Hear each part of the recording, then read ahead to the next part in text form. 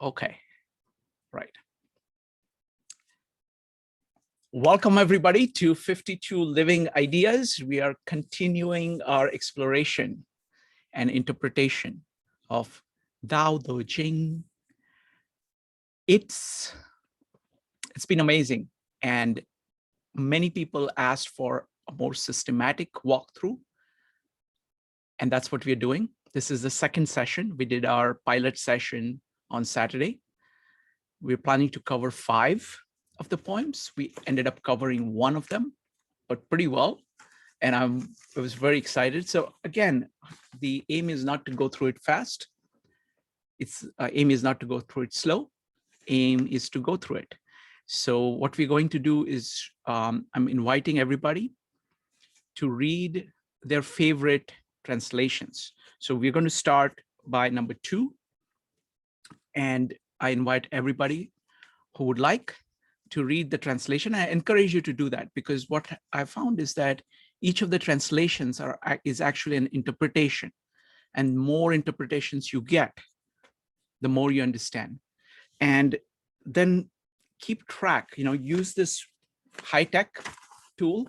I know some of you are not very high-tech, but this one, pen and paper, is incredibly high-tech tool, just discovered about 5,000 years ago. Very powerful to keep track of all the thoughts that you have. So we will organize all the thoughts. We'll divide it into multiple sections, this poem.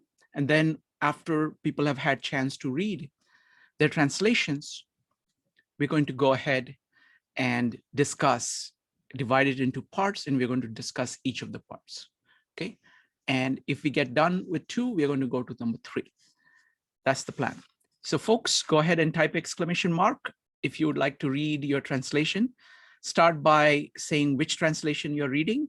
If you have just a few sentences about why you like that translation, feel free to share that, and we can go from there. I am honored to have Jason with us, who I like his comment that he studied it as teenager. And as I put it, these are my words, not his words, so don't blame him for it. Education is wasted on the young. So most of even if you read something amazingly great, because you do not have experience, you do not see the full implications of it. And so it's wonderful to have him here. Let's get started with number 2. Who would like to read it? So first one up is Judith. So folks, as many people to read it as possible is good. So Judith, go ahead. I'm reading the Stephen Mitchell translation. Mm-hmm. One of the things I do like about this is because in Chinese, there are not gender specific pronouns. All the translators typically use he, and Stephen mixes it up. Sometimes she, sometimes he. It's one of the things I like. Okay. When people see some things as beautiful, other things become ugly. When people see some things as good, other things become bad. Being and non-being create each other. Difficult and easy support each other. Long and short define each other. High and low depend on each other. Before and after follow each other. Therefore, the master acts without doing anything and teaches without saying anything. Things arise and she lets them come. Things disappear and she lets them go. She has but doesn't possess. Acts but doesn't expect. When her work is done, she forgets it. That is why it lasts forever. Wonderful. Thank you. Thank you, Judith. Next up is going to be Dave. So Dave, what translation are you reading from? Robert G. Hendricks. And this is something I just happened onto in the used bookstore, but it's quite interesting. It's from scripts or scrolls that were found in a tomb that they claim is about 500 years older than the translation that's normally used. And in fact, the two scrolls were different. Mm-hmm. So besides talking about differences in the original translation, they have the difference between each other. So it's quite interesting. but I noticed, there's a little bit different wording, and I do want to discuss the meaning later, but I'll read now if that's ready. Yes. When everyone in the world knows the beautiful as beautiful, ugliness comes into being. When everyone knows the good, then the not good comes to be. The mutual production of being and non-being, the mutual completion of difficult and easy, the mutual formation of long and short, the mutual filling of high and low, the mutual harmony of tone and voice, the mutual following of front and back. These are all constants. Therefore, the sage dwells in non-active affairs and practices the worldless teaching.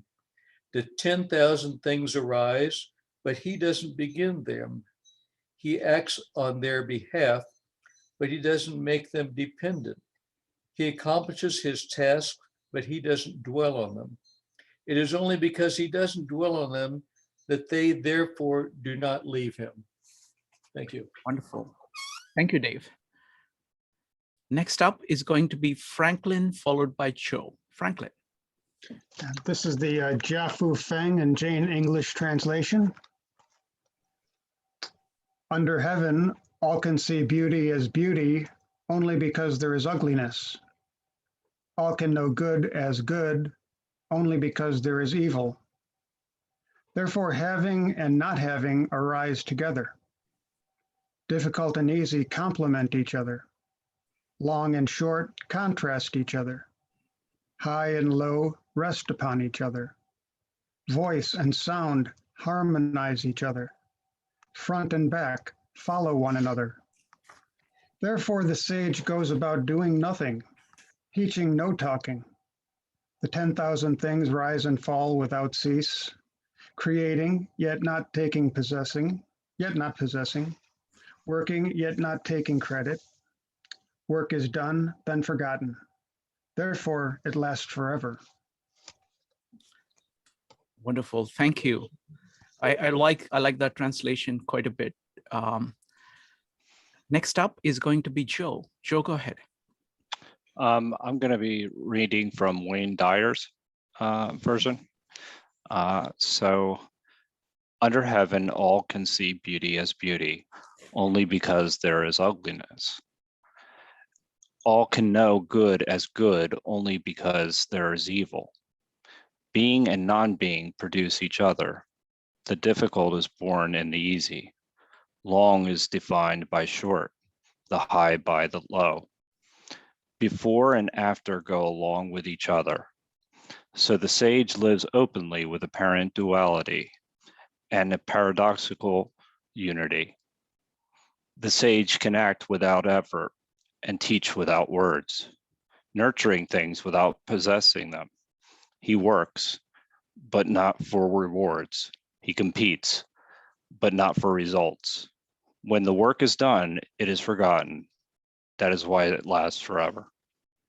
Wonderful. Thank you. Thank you, Joe. Jason, could you read this in Chinese, the whole thing, and then whatever translation you would like? Yeah, I can read it. Excuse me. OK， 天下皆知美之为美，斯恶已；皆知善之为善，斯不善已。故有无相生，难易相成，长短相较，高下相倾，音声相和，前后相随。是以圣人处无为之事，行不言之教。万物作焉而不辞，生而不有，为而不辞，功成而弗居。夫为弗居，是以不去。Okay, so that's in Chinese, and the version I'm doing it from Jiang Wu. From Jiang Wu, that's a very old translation, and because he is from Taiwan, get a fully Chinese tradition education, and come to America to study. So I like his translation because same as my background, so very biased. So so you want me to read the translation? Please.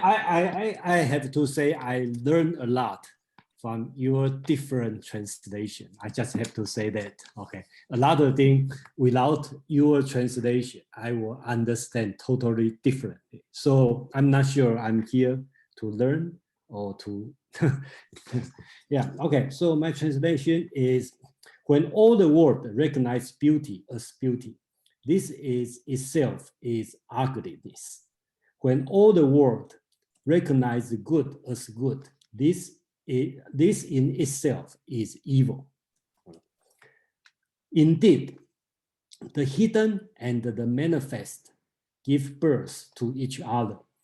Difficult and easy complement each other. Long and short exhibit each other. High and short set measure to each other. Voice and sound harmonize each other. Back and front follow each other. Therefore, the sage manages his affairs without ado and speaks his teaching without talking. He denies nothing to the teeming things. He rears them, but there is no claim to them. He does his work, but sets no store by it. He accomplishes his task, but does not dwell on it. And yet, it is just because he does not dwell on it that nobody can ever take it away from him. That's my translation. Can I say something about, Please. comment about, Please. well, but I also like to listen to everybody when you read the translation, what's your understanding on that? Can we do that? And or you want me? I can share my understanding, but I just don't want sure. kind of lead the direction to a certain way. Okay, that's Sure. my Let's do point. one Yeah. thing, Jason. Let's give one chance for anybody else who wants to read. So once everybody is done with reading, then we will go ahead and discuss it in detail. So Okay. as soon as Maritza is done reading, I'm going to give it to you, and then we can go begin the commentary. Okay. Maritza. So a funny thing happened, Shrikant. I wrote down my favorite translation, and then I did my own translation. But at our meetup on Sunday, somebody gave a link to yet another set of translations, and I found one I like a little bit better, and I'm going to read that one actually, Okay. instead of the one I had prepared. This one is by, I'm going to kill the name, I apologize. It's Chu Wing Choan.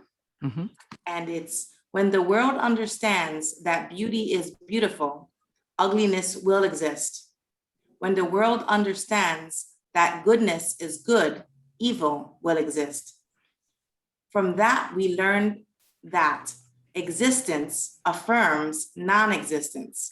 Ease affirms difficulty. Short derives from long because that is what it is compared to. Low derives from high because according to that, it is measured. Echo affirms sound. After follows before. Accordingly, the sage operates without action and teaches his pupils without words. Everything in the universe, when defined, is relative to everything else. The sage does not try to differentiate things. He does not try to show his preference for things either in deed or in speech. This does not mean that the sage does nothing or says nothing. Rather, it means that he accepts things as they are, easily and naturally, without making any demands. Wonderful. Thank you. Thank you, Maritza. Next up is Brian. Brian, go ahead.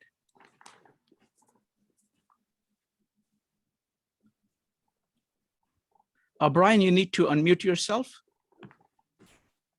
Okay, is that better? Yes. Okay, this again is the translation I get from DC Lau. The whole world recognizes the beautiful as the beautiful, yet this is only the ugly. The whole world recognizes the good as the good, yet this is only the bad. Thus, something and nothing produce each other. The difficult and the easy complement each other. The long and the short offset each other. The high and the low incline towards each other. Note and sound harmonize with each other. Before and after follow each other. Therefore, the sage keeps to the deed that consists in taking no action and practices the teaching that uses no words.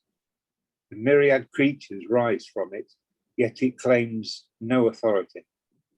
It gives them life, yet claims no possession.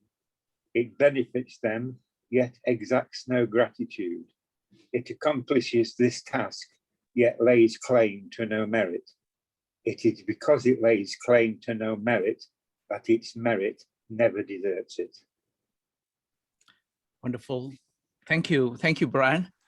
All right, now we go to the phase of talking about it. And first, let's start with Jason. Jason, go ahead.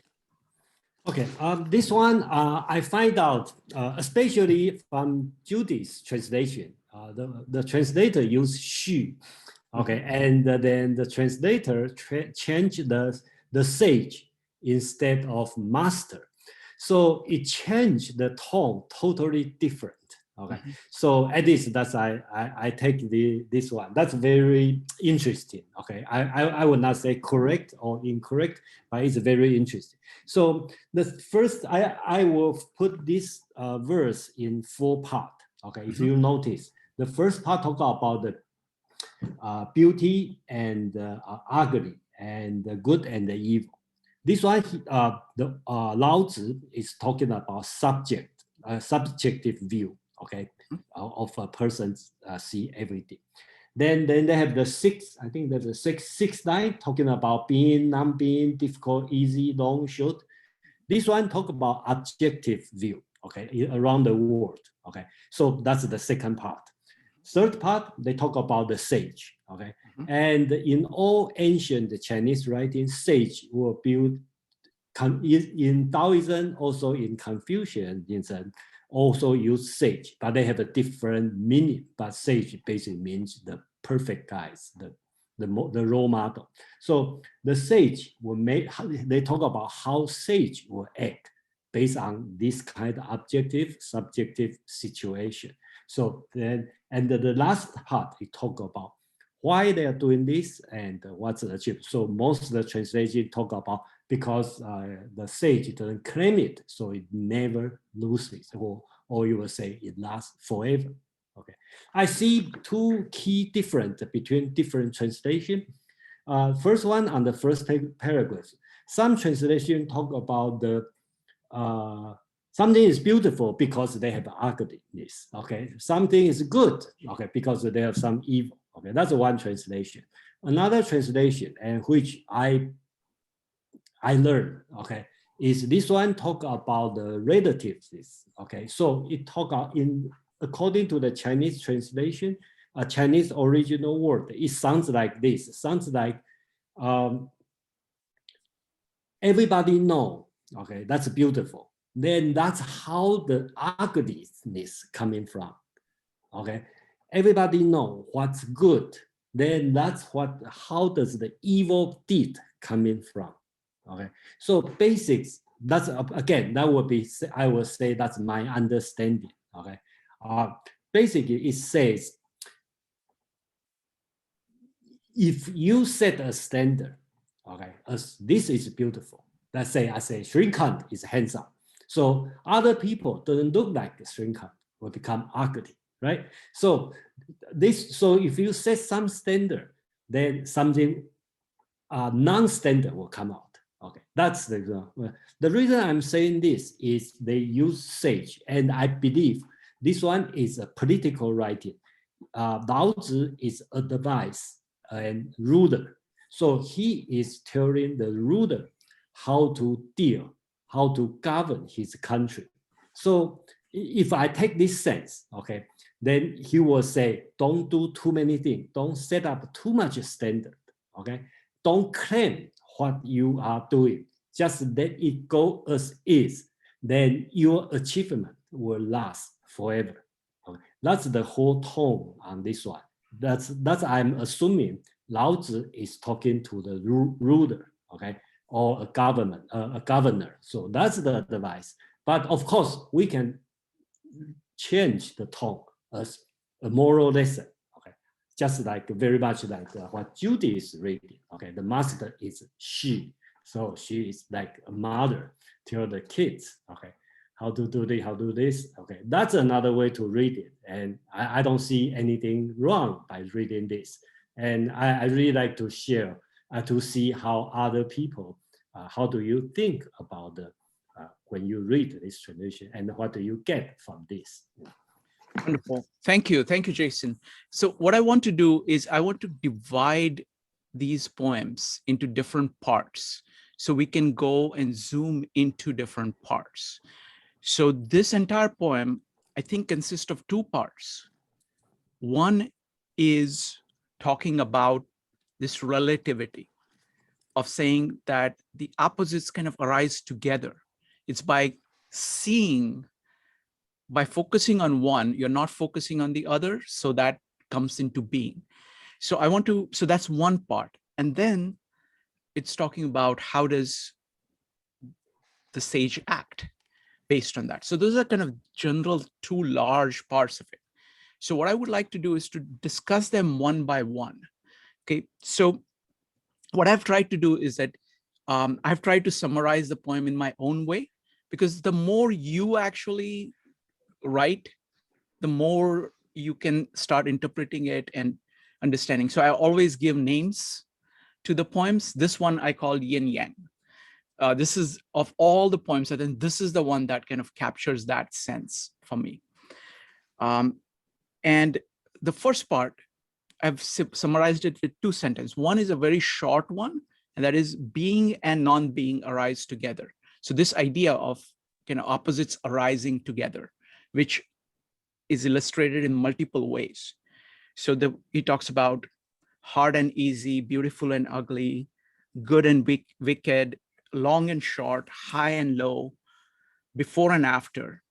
And then he has this entire set. This is from my translation of Ursula Le Guin, of the relationship between them. And it's amazing to see the various ways, at least this translator, and I'm sure Lao Tzu in some way, characterizes the relationship between them. So Ursula Le Guin uses all these various terms to describe the relationship. So far I've put all the pairs. Now use these relationships. So he says they arise together. Okay, they arise together, shape each other, complete each other, depend on each other, follow each other, make music together. So these are kind of various ways in which she has described the relationships between the opposites. So that's like the first part of the yin yang. And then there's the second part about the wise soul. Okay, so how about we focus first on the yin yang part? So any comments about that part itself? So go ahead and type an exclamation mark if you want to comment on the first part.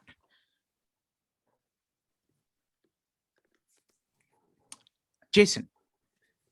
Yeah, sorry, Shrinkham. I think I'd like to make one comment Sure. on the yin yang part. Okay. A lot of people think Lao Tzu Taoism is related to yin yang or something. I disagree. Okay, because I think the yin yang is quite misleading in if you read Lao Tzu in the yin yang way. Okay, because I don't see how much yin yang you talk about in this one, because yin yang has been exist 1,000 years before Lao Tzu. He take yin yang as existential condition. Okay, so he just mentioned just like, okay, Jesus say something. Okay, something like this, nothing to further interpret. And he used yin yang to interpret his own idea. So that's the first thing I like to mention. And second thing I will say, I will see how people think about. I can see two different views on the first part, so-called yin yang part. There's a tall and a short. How do you view this one? Is Lao Tzu means tall and short will help each other, will compromise each other, or he is talking about tall exists because of short. Okay, and he teaching us, don't mention about tall or short, get out of standard.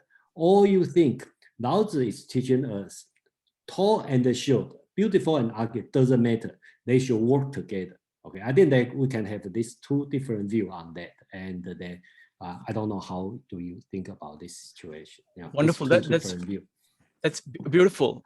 Actually, I had the same observation, the point that you're making about yin yang. You know, when I read through the entire Dao De Jing, the thing that struck me is how little this issue is there throughout. It's about the Dao and the sage, you know, Dao and the human and the relationship between them.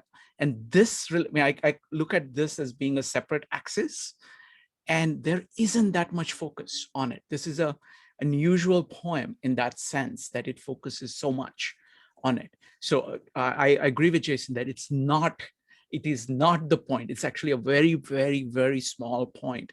And it is a much older idea. So that is kind of part of his heritage that he's taking. But what he's really talking about is the Tao and the way in which nature works and the importance of living according to that, which is completely different. It's not about this point at all. So absolutely, absolutely correct. All right, folks. So it's going to be Ash. So we will be talking only about that first part of the poem, not the wise person. So it's going to be Ash, Franklin, Andrew, Dave, Joe, and Kevin. Ash. Yeah, so I don't have comments specifically on the content of this first part so much as just kind of a meta observation about the differences between the different translations or interpretations. Please. And it's interesting to me, I mean, maybe this will turn out to be the case for much of the Dao De Jing as we go more deeply through the rest of the poems, but at least from what I've kind of observed so far, and you know, there are significant differences between interpretations throughout, obviously, but there seems to be a lot more variation in interpretation in this particular part of this poem, in the sense that it's not just, you know, Jason mentioned, you know, certain different words that people use can change the whole tone of it, but it's not just the connotations, like the denotations of it are very, very different. You know, like some of them treat this issue of, you know, the relativity at a very metaphysical level. And he mentioned, you know, some of them talk about it as one of these things arise because of each other, but some of them reverse the order of the causality of that. Whereas some of them are very much more on an epistemological level, and they're just about how we define these things relative to each other. And, you know, maybe I have no idea, you know, what's actually in the original Chinese, but so maybe that it kind of could contain all of those levels, and that's kind of the proper way to look at it. But so it's good that we get these different translations so we can see those different aspects of it. But it can also be a little bit you know, slightly confusing as to like which of these was really the original intention, or is it, you know, or is it really all of it?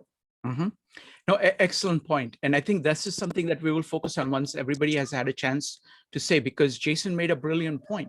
You know, what he's saying is that there, at least he pointed out to one thing where it's like, it's like a foil, you know, the concept of foil, that when you're separating something out, you're seeing it because of the foil of it. So it's like, it's epistemological in that sense, that you're grasping it together. And the second point he was making is the ethical implications, that because both of these are going together, you're, instead of saying this versus that, you're taking both into account when you're thinking. So there are many, many levels, you know, there is metaphysical, there is epistemological, there is ethical, at least that much. Maybe there is aesthetic too, of, you know, the dance between these. So we'll come to all of that. But I want to first hear what everybody else is saying, is seeing about this. So it's going to be Franklin followed by Andrew. Franklin. Yeah, I would respectfully disagree with Shikrant and Jason regarding the presence of yin and yang. I don't think the words yin and yang are present, but I think they are implied for example, in the second part, so if we get to the second part, I'll come back to that. But in terms of this first part, when it opens in my translation, under heaven, all can see beauty is beauty. And I think we're talking about heaven as the ideal, archetypal, eternal realm, but under that realm in nature where things are temporal and they will eventually, disintegrate from existence. They're only temporary down on nature. In this realm of nature, the paradox, the tension of opposites is inevitable. The only way to avoid the tension of opposites is not to engage it with language, but just to gaze upon without conceptualizing it. Because once we're in language, we've left the sensory experience and we're into a conceptual experience of it. And with the conceptual experience, we begin this inevitable tension of opposites. High begets low, good begets evil, right begets wrong. And that's in the conceptual left brain. But if we stay in the right brain, and I think that's where the sage is hanging out, we can just gaze upon it without conceptualizing it. And in that experience, we can get a little intuition of the fact that it's actually perfect. Nature is a picture of eternity. Now, we only get a glimpse of it, at any particular moment, but you get this intuition that there's something astonishingly magnificent behind all this. Wonderful, Franklin. That was great observation. And folks, what I want to say is that, the way in which we're doing this is that whether you have studied this work as much as Franklin has, or whether you're just beginning, please feel free to express your own interpretation as best as you can. Try your best to express it. That this is, if you feel that you're disagreeing with somebody or your interpretation is different, go ahead and say it out. Say it out loud, because that is how we actually learn. Maybe fresh eyes see something that people who have been looking at it for a long time don't see. Okay, so please feel free to just speak out what you understand as best as you can. Okay, so really appreciate that. I like Franklin's point about language here. Okay, because language by itself, by separating it out, by focusing, another way of looking at it is the figure ground. It's by focusing on the figure that you can see the distinction between figure and ground. By naming something, the act of naming something itself, of defining it, is the act of separating it from everything else. So it is that versus and every other things. So there is that part. Whereas when you actually, when you look at it from the right brain perspective, you're taking in the whole, you're focused on the whole. Whereas when you're using language, you're digitizing it, you're trying to break it up into parts in order to grasp it. And in the process of breaking it up, you're creating opposites in the process itself. So that's a great point, Franklin. Next up is going to be Andrew, followed by Dave. Andrew. Okay. Well, this is a fascinating exercise. This is great. Because the interpretations are really, quite different, or at least they can be interpreted differently. They sound like they're saying different things. And for me, I had one interpretation, Stephen Mitchell's, which to me, this first part was really about judgment and to avoid judgment, right? When people see things beautiful, others see them ugly. So I thought it was about judgment. But then when I heard some of the other interpretations and the words that were used and the way it was discussed, I have a completely different interpretation now. And what I see here, my take is that, well, one, I read all of this with the backdrop of, okay, what's kind of the essential, or well, one of the fundamental concepts, and that is, to me anyway, what I see here, the universe is immense, expansive. We can't even fathom it, it's unknown. There's an unknown to it. Okay, so this is what I see now. Basically, when people collectively see only one way, this is anti-universe, for there is no answer. In fact, there isn't an answer at all. So in referencing now evil, it seems to me that this is saying essentially any collective agreement is dogmatic, and even if it's cloaked in something that's apparently beautiful. Wonderful. Thank you. Thank you, Andrew. I want to point out one more thing. Okay, we're talking about, Ash was talking about the complexity of all these interpretations and translations, okay? But in another sense, it's actually very simple. You're simply asking, and Lao Tzu would agree with this. All of these are words, even the Dao De Jing are just words that are trying to point you to what is. And that's all. It's your relationship with what is that's really the core thing. And all the words are attempts at getting at it. So Lao Tzu's words himself and all these words that we are using to describe it are simply ways in which we are trying to get at simply what is. So in that sense, it is very, very simple. And I think we should always remain true. Each of us should remain true, not to figuring out, okay, did this translator say that or that, but keep focused on what is. Is the world like this? That's really the basic, the core thing, because that is the grounding for this, and again, Lao Tzu would agree with that, because, he talks again and again about the limitations of the words. Next up is going to be Dave, followed by Joe. Dave. Yeah, thanks, Shrikant. Reading through this the first time, I saw the opposites, the short and long, the high and low. But when I went back and looked at it in more detail, I emphasized the first line. When I find beauty, I create ugliness. And it occurred to me, I'll use the example of a family with two children. And if we both hug one child, say, oh, you're our favorite child. Well, what does that do to the other child? So to me, I think this is saying, do not judge, accept the world as it is. To me, that, if I create beauty, I create ugliness. So yeah, that was what I got. Thank you. Wonderful. Thank you. Thank you, Dave. Next up, you know what? Jean has 4 exclamation marks. So Joe, I'm going to put Jean in front of you because she has 4 exclamation marks. Jean, go ahead.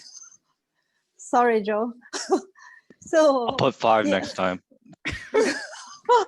Yeah, I want to share. I think to me, this section is about relativity, so I think, for example, we think good or bad, and it's all relative.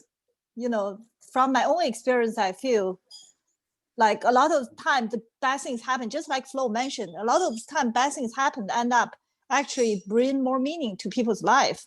I want to give an example, like my younger son has a lot of challenges, food sensitivities, ADHD maybe. And through that, I learned so much. It's just like we get so much deeper in life with challenges in life.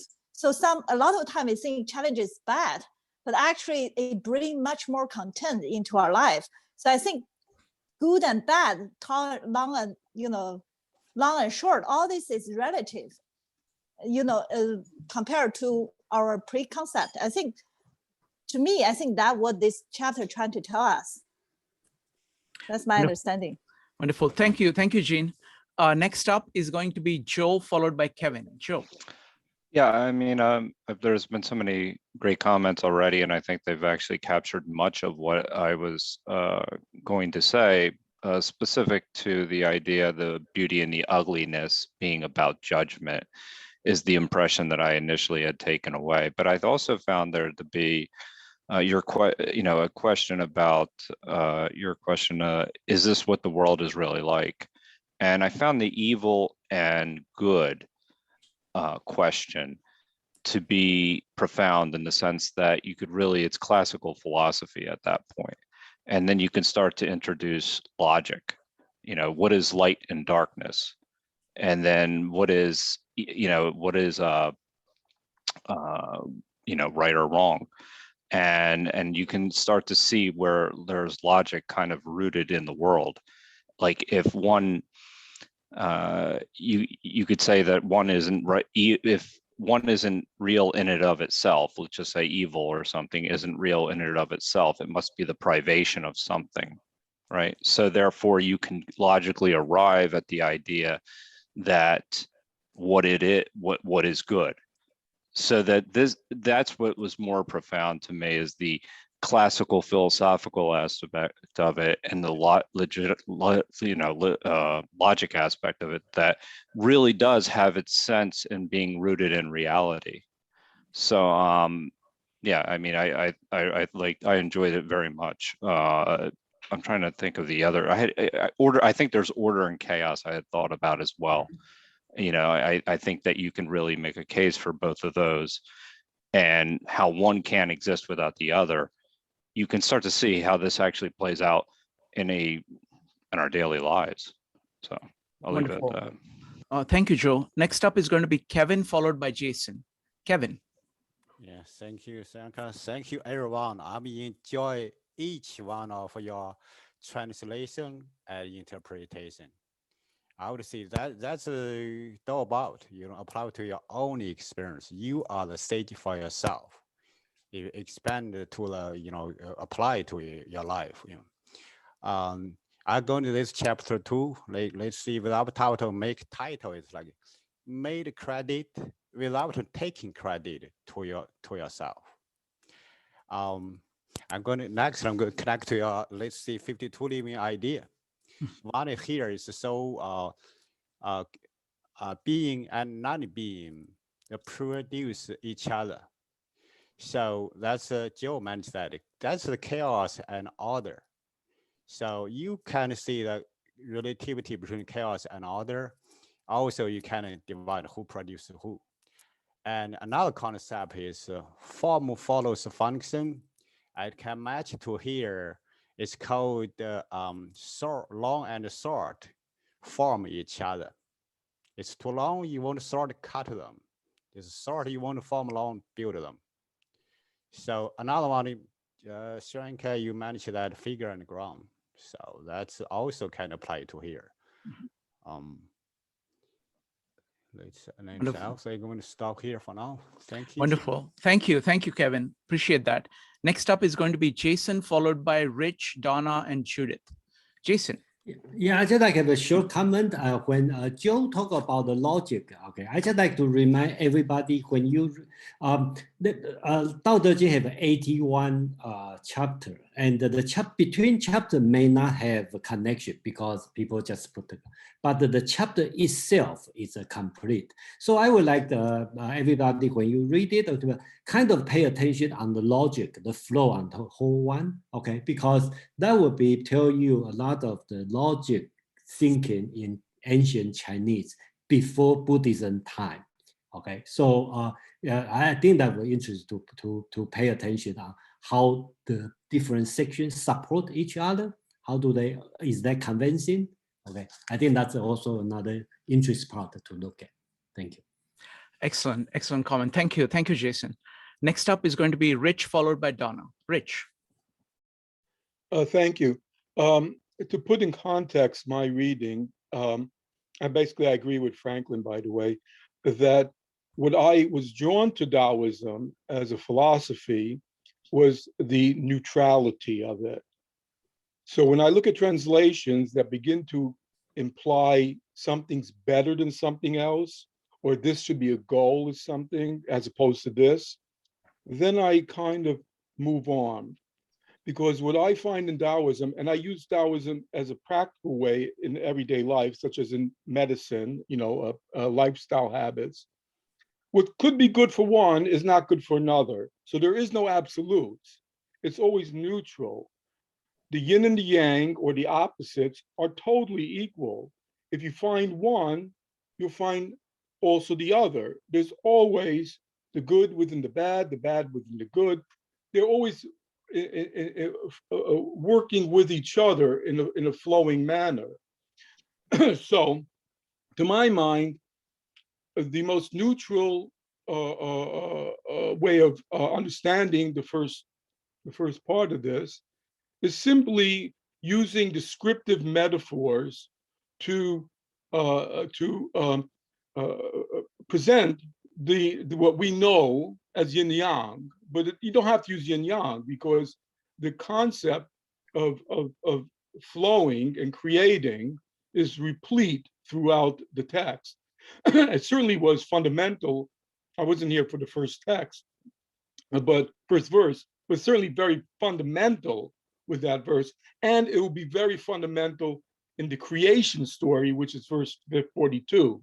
So there's two concepts here that I feel are fundamental. One is neutrality, because everything has everything, and there is no good or bad. There's just the flow between the two. And that the idea of the duo, together with one more, chi, creates everything. And as we go on into this verse, that concept begins to flow from the first part of it. Wonderful. Thank you. Thank you, Rich, and welcome to our meetup. Next up is Donna, followed by Judith and Maritza. Donna.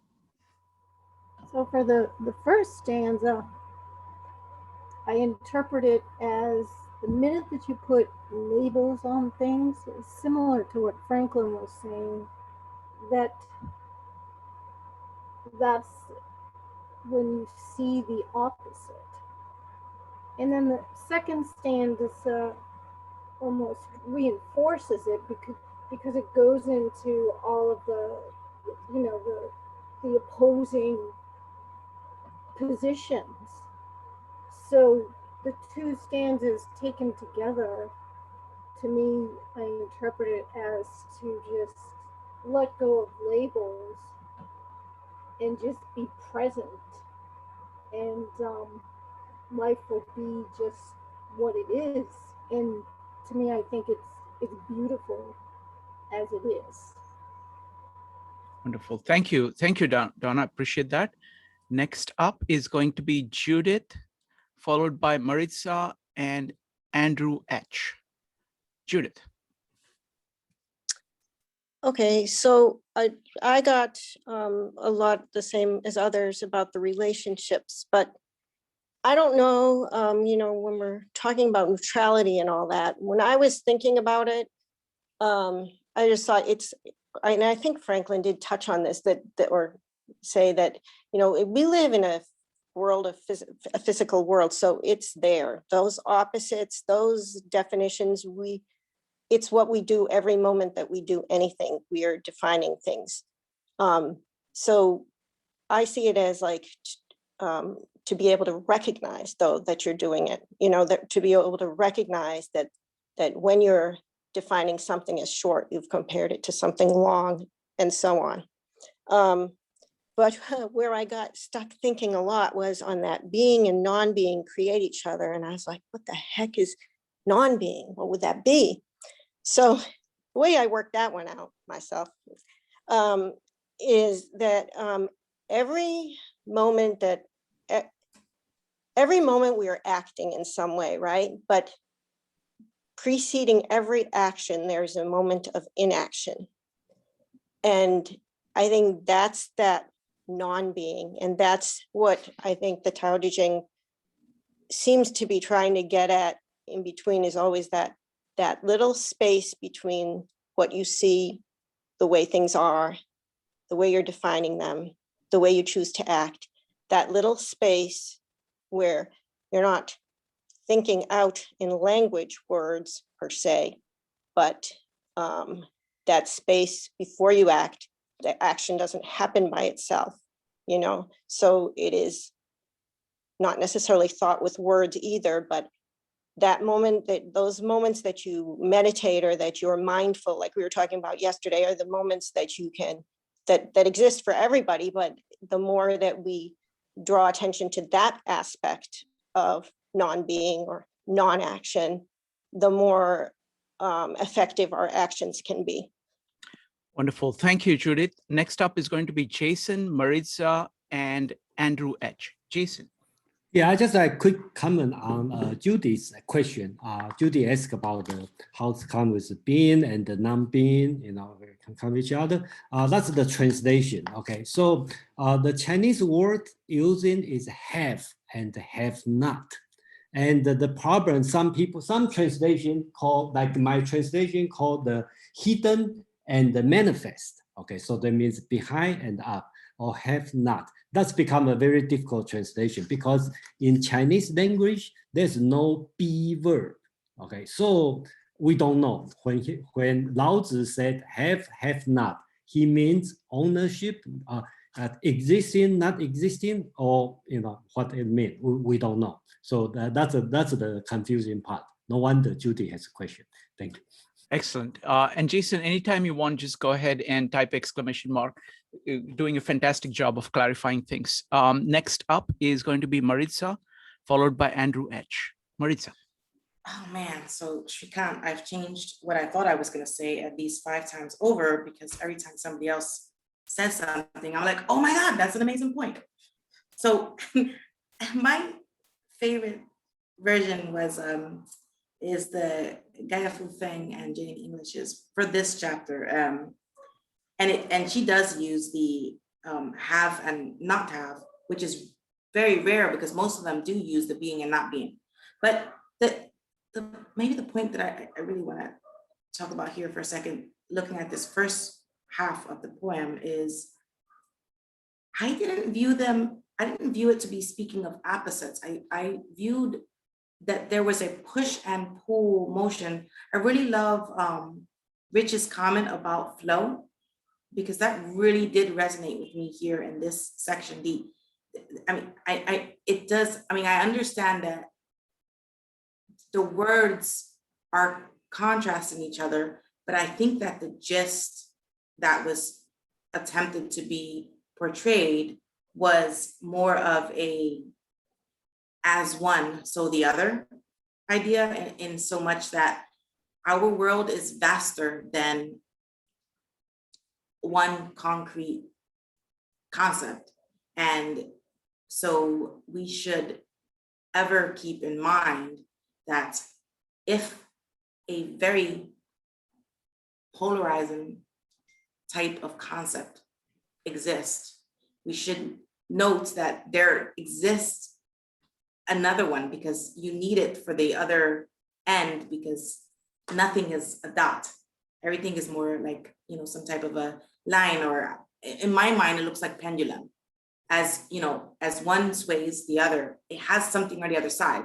Like you can't actually have a pendulum without the whole swing. So that's what I was thinking of saying. And this last, the poem that's dethroned, the one that was my initial favorite, I hear in it more of the idea of the relativity of our language and the urgence to us for remembering continually that life is not an either or situation. Like no situation is either or. And so I hear that here. And that's kind of just what I think of in the first half of this poem. Thank you. Wonderful. Thank you, Maritza. And it's exactly the same reaction I'm getting. Everybody is saying such amazing things, and you have these entire levels of things. So thank you. And I'm just completely blown away by everything here. Andrew. So I'm new to Eastern philosophy, and I don't have any insight to share with you, but I'm so glad you guys let me in, and I'm listening to this. However, I do want to make one comment. If I did not know the topic and I just walked in here, I would have assumed you guys are talking about Jungian psychology. My background is in Jungian psychology, and that's what I'm studying. I mean, for example, when Franklin said, when you express things in language, and then there's the opposite that's created because you express it in language, that's like, from Jungian perspective, you're saying from the ego's perspective, there's a tension of the opposite. But from what Jung called the self, or the center of the personality, the opposite is no more, in what he called the transcendental function. It is just amazing to me how similar Jungian psychology is to Eastern philosophy. And I'm just so fascinated by you guys. And I'm sorry, I'm biased. Obviously, I'm viewing things from Jungian lens. I apologize. But it's just fascinating how similar they are. Yet it's thousands of years older. So that's all. Well, Andrew, that was a fantastic comment. I mean, it's absolutely true. I think there is a causality also. I mean, Jung took in a lot of these ideas, and these ideas are they're trying to express it in a far more kind of metaphorical way, which Jung kind of spoke out. I mean, he also used those visual, in his red book, he uses all these great imagery. Give me just a second. Okay, sorry about that, folks. So this idea of, for example, whatever you focus on, it's going to create a shadow. Like, there is the whole, right? There is the whole. And then whatever you end up focusing on means that you're not looking at something else. And that itself, the act of focusing, act of naming, act of bringing it into conscious, is going to push something out of the conscious, and that becomes opposite through that. So, and it's a very deep idea, and it's not, when at one level it is epistemological, like, because you focused on it, you get something. At another level, it's psychological, that, because you are kind of hung up about something, you're motivated to look at something, you are less motivated to look at it. So there is like this energy play that happens, which is really central to Jung's way of thinking. And here too, there is energy flow. But they are all talking about the Chinese philosophy is definitely talking about that energy flow, and how, like as Rich was saying, is, it's kind of flowing. So beautiful observations, and wonderful to see you here, Andrew. Welcome back. Next up is going to be, let me see here. It's going to be Sarika. Just a second. Okay, did I skip anybody? No, Sarika, go ahead. Okay. Thank you for the time. So this is so interesting. I made like a few bullet points. So I wrote down the words power dynamics, karmic debts, direction, sustainability, externalities, unintended consequence, conformity versus freedom of expression. Power dynamics, I think, between the yin and the yang, the male and the female, this positive and negative, this labeling, this charge, positive, negative charge. The operative, how they interact is missing. I think just kind of like, thank you for listening. Let me pontificate. Like, I think the tendency, like on a societal level, the tendency for hierarchies. No, let's not go too far from the text. Let's not pontificate too much. Because I'm just like going on a. Yeah, let's try to keep it to the text and say, okay, what is it saying?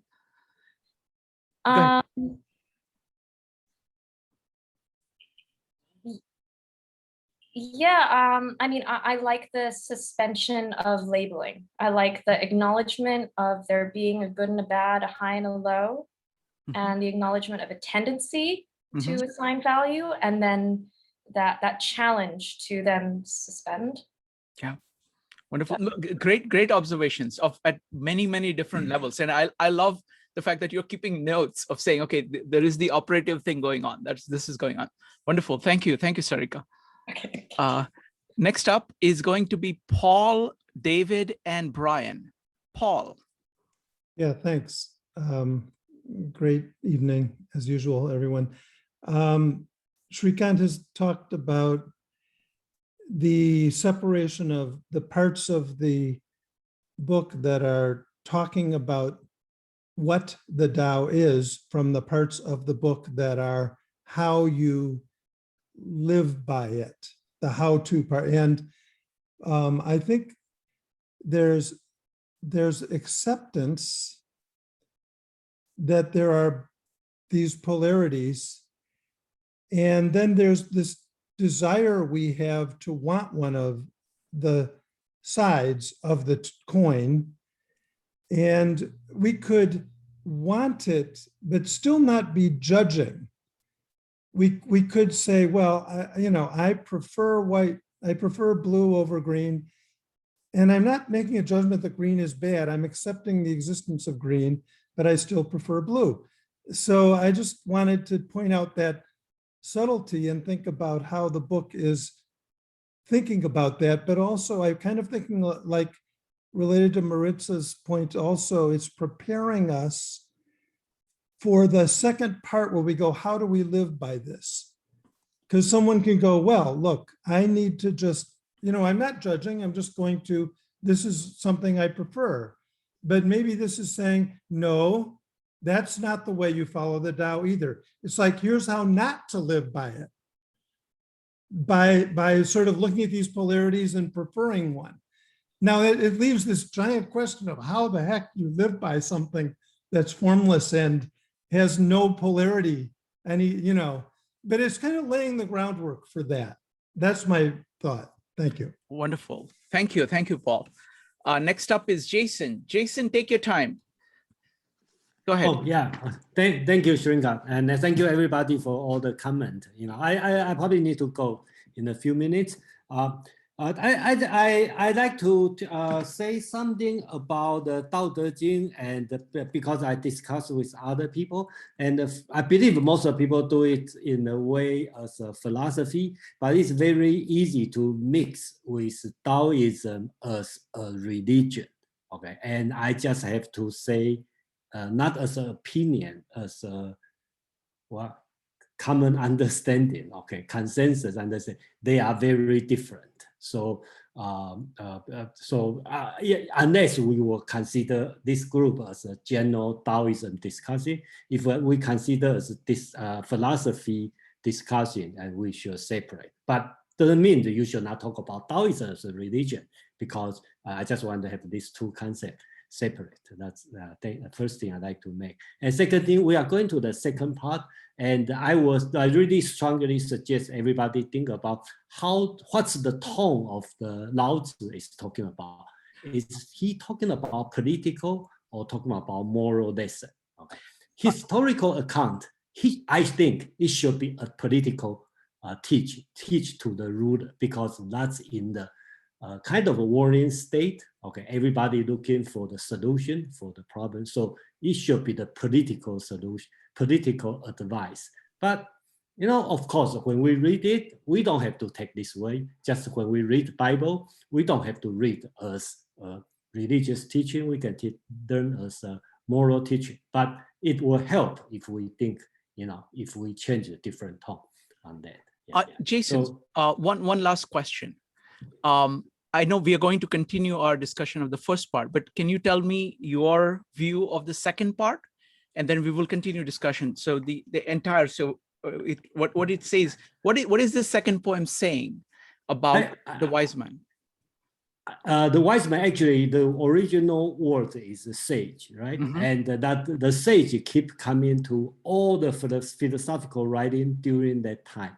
So everybody has to talk about sage, just like in Enlightenment time, all the philosophers, Europeans will talk about God. Okay? So they have a different meaning on that. So in my interpretation, this one is teach. Okay, I read a political view. Please. Okay, so it's to teach the ruler. Okay, you should teach without preaching. Okay, you should not interrupt too much. You talk about no action, or don't interrupt the people too much, because people know how to live. Okay, doing this without claim. Okay, show you what you are, without showing what you are doing, you will be remembered. Your work will last forever. So it is one reflect on the first two sections. Okay, talk about beautiful and ugly, because you say doing this is good, so somebody not doing this become bad. So his view is very opposite than what Confucius teaching. Confucius will say, do this, that's rising, work hard. Okay, and has become a sage kid. But Lao Tzu will say the opposite, don't bother, they know what to do. Okay, the more you interrupt, the more problem you cause. That's you read of a political view. Okay, and then I see a lot of viewing of, especially as Judy talked about, change the sage as a female, right? And I feel like a grandma teaching me, my grandma teaching me a life lesson, which is very good lesson for me. I never think this way. So we don't know who is Lao Tzu. They only have 5,000 characters. So we don't know why he read it. So when we read this one, we reflect what we are thinking. I think that's a wonderful exercise, and there's no such a thing, good or wrong or article explanation. Okay, from time to time, I just like to point out the Chinese original character, what they mean, but doesn't mean that's correct, right? That's just, I have more experience on the character. I just like to share. That's it. And then, just like what Lao Tzu said, if I say this is wrong, then this is right, then everybody become wrong. So don't take this one, take a different way of thinking. Yeah. Wonderful. Jason, thank you very much. We'll see you next Tuesday. Yeah, great. Thank you. Bye. All right, folks, so we'll come back. We'll continue with our discussion of the first part. Okay, and then we're going to go into the second part soon. So it's going to be David, Brian, Madeline, and Ping Ping. David. Yeah, thanks, Shrikant. Actually, I had a question for Jason. I mean, which is that in looking at, for example, the where is it? The Lu translation. I was looking at the verbs for these, because in the Lu translation, he says, being and non-being, interdependent growth. Difficult and easy, interdependent completion. Long and short, interdependence. Always interdependent in the way he's translating it. Whereas a lot of these other interpretations are trying to use verbs that are appropriate for the two items being compared or contrasted. So I was curious if the original Chinese actually had this a single word that it was using for all these contrasts, or it was trying to be more poetic, because I mean, it is a poem, and these other interpreters seem to be trying to add, or I mean, if that poetry was in the original, or if they were adding this poetry of trying to use verbs that were appropriate for the objects being compared.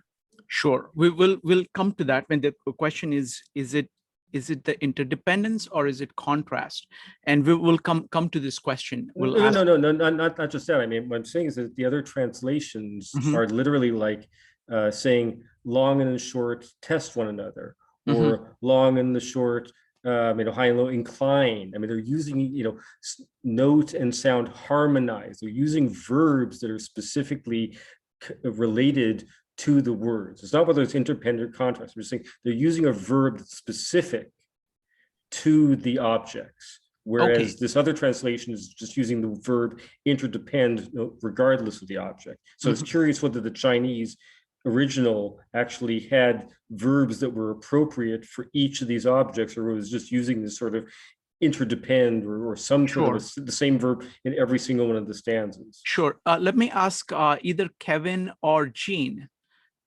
Kevin or Jean, do you know the answer to this? The specific words that are used to describe the relationship, are they all different or are they all the same? Kevin.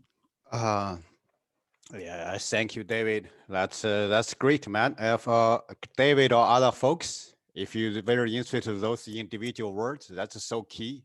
That definitely makes the this. For example, is the sound, the music and voice harmonize each other. It's harmonized. You think about the music concert. That's definitely and that's for society. That's a word it matters. That's the first point. Second one, I can offer whoever interested in those words, I can give you the Kojak's meaning. You can see what's the original word, what's the English way, also have phrase of it. The second one is, this for example, chapter 2, those verb matters. Definitely, at least original. That's like if literature perspective, those, for example, a long and short, that's easy. You can contrast it also. That's you can. How about that word, verb matters? But as a general meaning, abstract to those verb, it's relative. Another gentleman just now mentioned a good word. neutrality and mutual. That's, yeah. Thank you, Kevin. Jean, so when they are describing in Chinese, they're describing these various things like hard and easy, beautiful and ugly, good and wicked. The words that are used to describe the relationship between them, are they all the same words or are they all? No. Yeah, they're all different words. Okay. So I think, yeah, the translation trying to catch the same. So they're saying similar things, but they use very different word to describe it. And also for Chinese translation, just like the one I'm reading this one, it's actually different from the one I'm reading earlier. So for Chinese, it's different too. Okay, wonderful. Thank you. Next up is Brian. Brian, go ahead. I had kind of a, can you hear me? Yes. I had kind of a different, really very related, actually, it's kind of interesting that David and I both chimed in on this. Because I was struck by the fact that Jason, the person who was commenting, said there's no word for the word to be in Chinese. And I found that fascinating because one thing that I've kind of kept in mind in all of this talking and trying to understand what we're talking about is the meaning of the word to be. And I know a little bit of language. I know German and French and English well enough. And there are a lot of different words for the, permutations and combinations of the word to be. So that's one way to get at some of these things, I think. That's one way that I use to get at these things. And so just as an example, in Spanish, es and está. S is something I don't pretend to understand at all, but S is something more durable. Está is something fleeting. And there are many, and in English you can have may or might be, and in other languages you can have subjunctive. They're all talking of different tenses and moods about what it is to be. And I found that helped me to understand a little bit of this. Or at least to think about it. And I was interested in getting more perspective on that. Thank you. Thank you, Brian. Next up is Madeline. Madeline, go ahead. Yes, hi, thanks, Shrikant. This has been a very interesting discussion. I am thinking once again of our perceptual worlds as human beings, and that simply by existing, we create a difference in the world that's not just physiological, epistemological, or psychological, but it's an ontological difference. As one species among the 10,000 species, so to speak, for example, we don't perceive ultraviolet light. We don't perceive things in the infrared spectrum. And so we are creating divisions just by existing. And I'm wondering if this thing, like when I read the thing about opposites, like high and low rest upon each other, it's very specifically refers to how animals and especially mammals perceive the world. And the same with front and back follow one another. That would be a mobile organism that perceives things as front and back and in motion. And so I think that Lao Tzu is right in that even just by the act of making words for the things, well, we're creating the differences, but the differences exist in us just because of our biological state. Wonderful. Thank you. Thank you, Madeline. Next up is Kevin. Kevin, go ahead.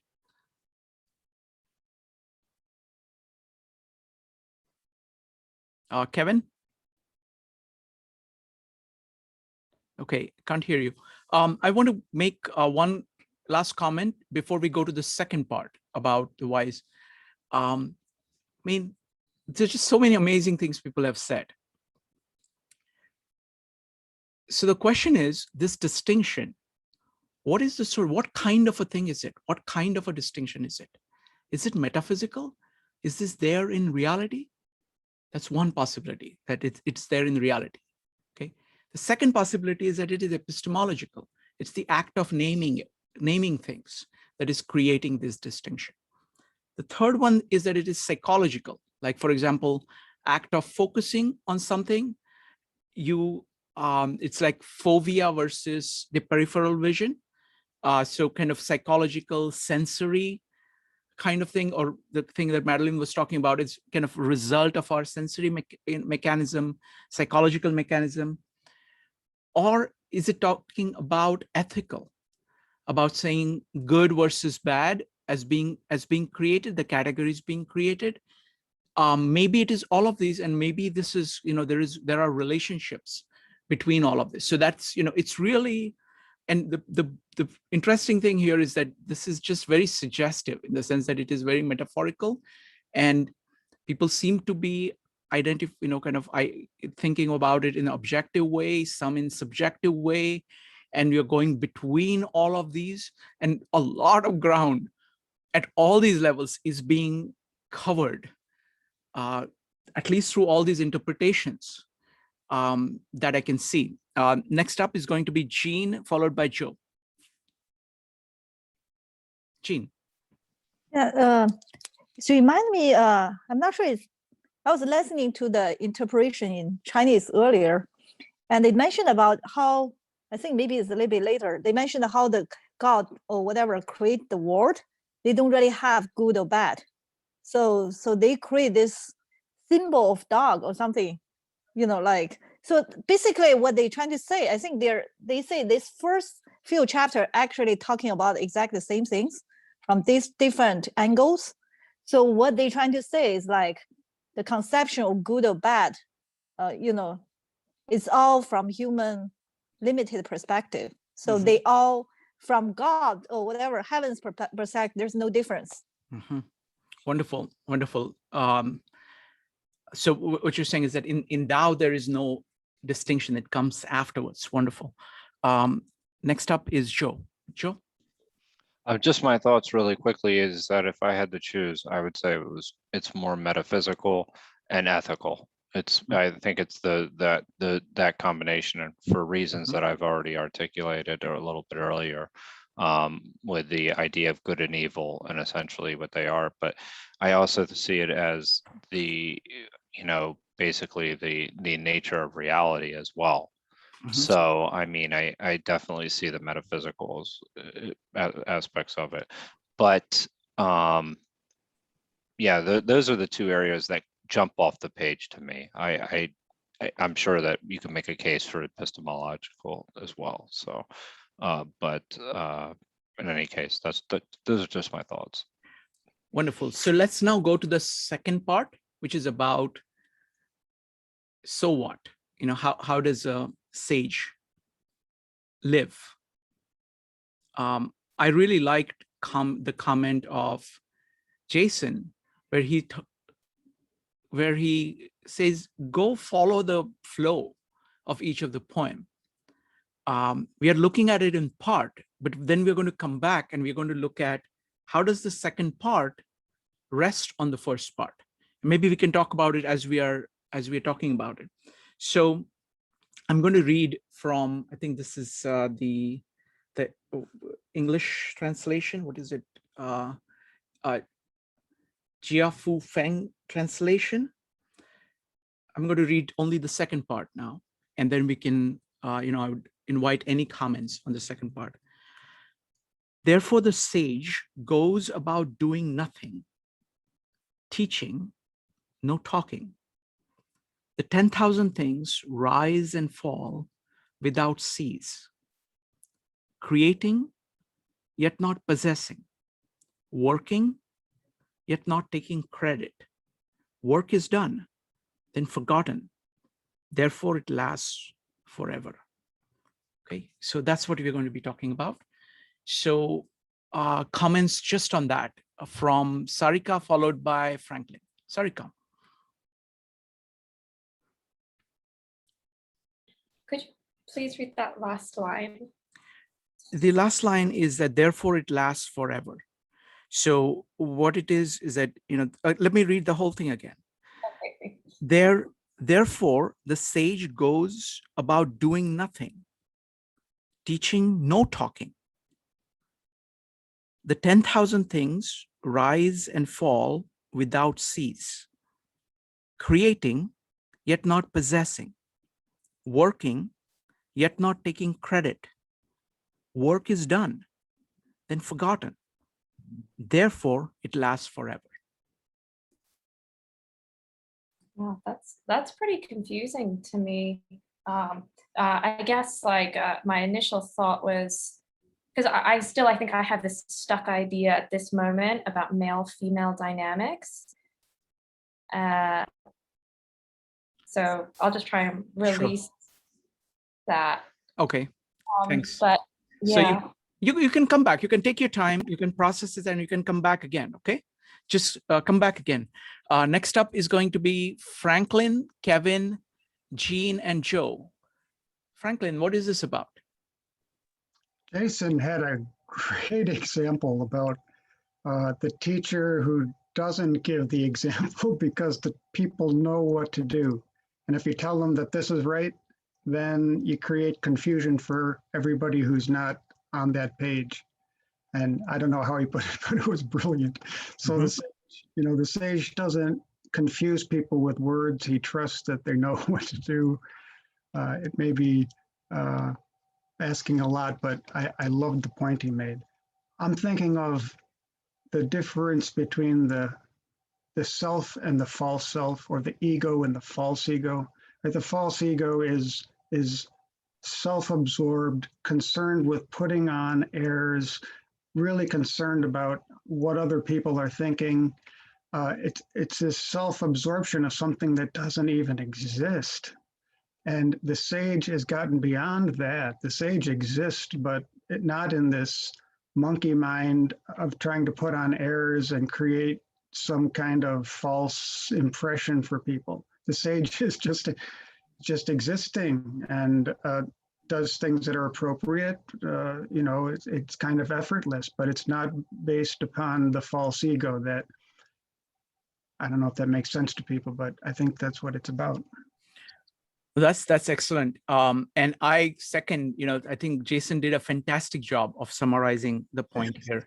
I think the line, the way I see it is that the 10,000 things rise and fall without cease. So it's like the world is going on. The world is going on. And what if you're a sage, you're kind of flowing with the world, instead of trying to impose and push it here and there. So you kind of respect the rhythm of these 10,000 things that are going. And whatever you do it very gently, kind of working with it, not trying to, the way in which Jason put it, teach, but not preach. Teach without preaching. Go ahead, Franklin. I would differentiate the sage from the child in the sense that a child is probably full of desire, but the sage has eliminated a lot of their desire. And so the sage understands that there are these instinctual, emotional impulses that arise, and if they catch you, then trouble arises. But if you turn yourself inward to really examine what are these instincts and impulses that are arising, and you extinguish them through practice, and I think that would be the distinction and the mark of the sage, right? The sage is like a wise elder. They've done a lot of the work, whatever that work may be, to become the martial artist of the soul. They're not driven by instinct and impulse. They're really calm. These things are not controlling them. They're just sort of pillars within their soul, like Buddha under the tree. They're just coming out. Excellent, excellent. These words capture it very well. Creating yet not possessing. So you're creating but not possessing. Working yet not taking credit. Work is done and then forgotten. So it is like, you're doing things, but you're not attached to them. you're not preoccupied with them. And you're doing it in that way. It's exactly what you're saying. Excellent, Franklin. Thank you very much. Next up is Kevin, Jean, Joe, Michael, Judith, and Madeline. Kevin. Yeah, I like your word, detachment from your real action. That's for this one, I have the 2 point of view. One is you can understand indifferent. This is basically, you see the first part it mentioned to you. The two mutual opposite, they can generate each other. So what are you fighting for? So it's no different. Leave alone, let it go. That's the first. Another part, let's say, you know what? I'm still living. I need to feed myself and my family. Do it. But be careful, there's a risk. When you see the beautiful, the ugly going to arise. And you use another one is how or not how, it's generate each other. You have a job, maybe you lost tomorrow. So you lost tomorrow, maybe you because you didn't go to work, you avoided the pandemic that day happened. So it's anything, it's a cause and effect is with each other. So overall, this advice, the whole summary is adversary advisor for R can use a psychologically way or ethical way or thinking process or action for our daily life. Thank you. Wonderful, Kevin. I mean, I think the point about, say, kind of detachment, in the sense kind of accepting what reality is and its flows, and just not being kind of acting with it without trying to have like thoughts or emotions which are resisting the flow, but just kind of going with that. Amazing stuff. Next up is Jean, Joe, and Michael. Jean. Yeah, I think part of it from what I learned from the other area. I think the first chapter is about Dao. Dao you cannot really name. You can never describe. Then the second chapter they try to describe the Dao. So they're using this as examples. You know, you cannot describe the Dao, but that's how you experience it. So basically they say, you know, you have to follow the Dao is nature principle. You have to follow it. That's why you don't force anything. You just follow the Dao and everything flows. And also when the teacher teach anything, my understanding is like they don't preaching, they're doing follow the Dao. Then people just see them effortlessly achieve whatever they need to achieve. When they work with the nature principle, then they will follow exactly what the sage was doing. I think this chapter is all about how the Dao works, how you follow the Dao instead of like force your own ideas over it. Oh, that's fantastic, Jean. I mean, what you're saying is that, let me put it in my own words. Maybe I just want to make sure I understand. It's beautiful. So what you're saying is that you're trying to follow the Dao. That's all you're trying to do.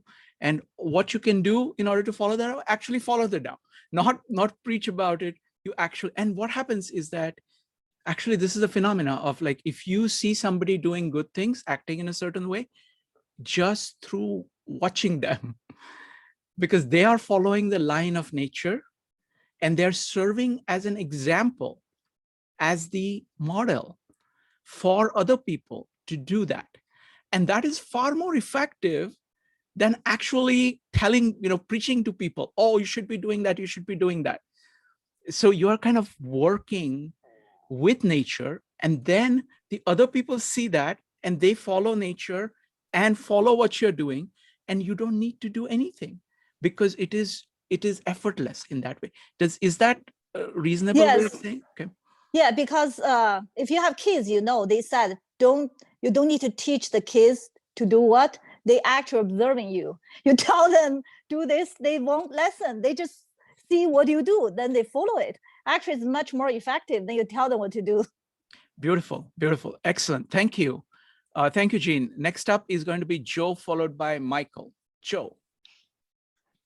You know, it's such a good point, and that was the point that I actually wanted to point out. It was, like I don't have that many great points, but that's such a great point, and that was the one that I had. Joe, say it again. Say it again. Basically, as Lao Tzu says, these 1,000 things rise and fall for eternity. So if the thing about how they do it is repeated twice or thrice, that's not too much. Go ahead. Well, I mean, the reason I put it together was actually with Franklin, and it was the idea that the sage understands what is valuable, and because they're wise.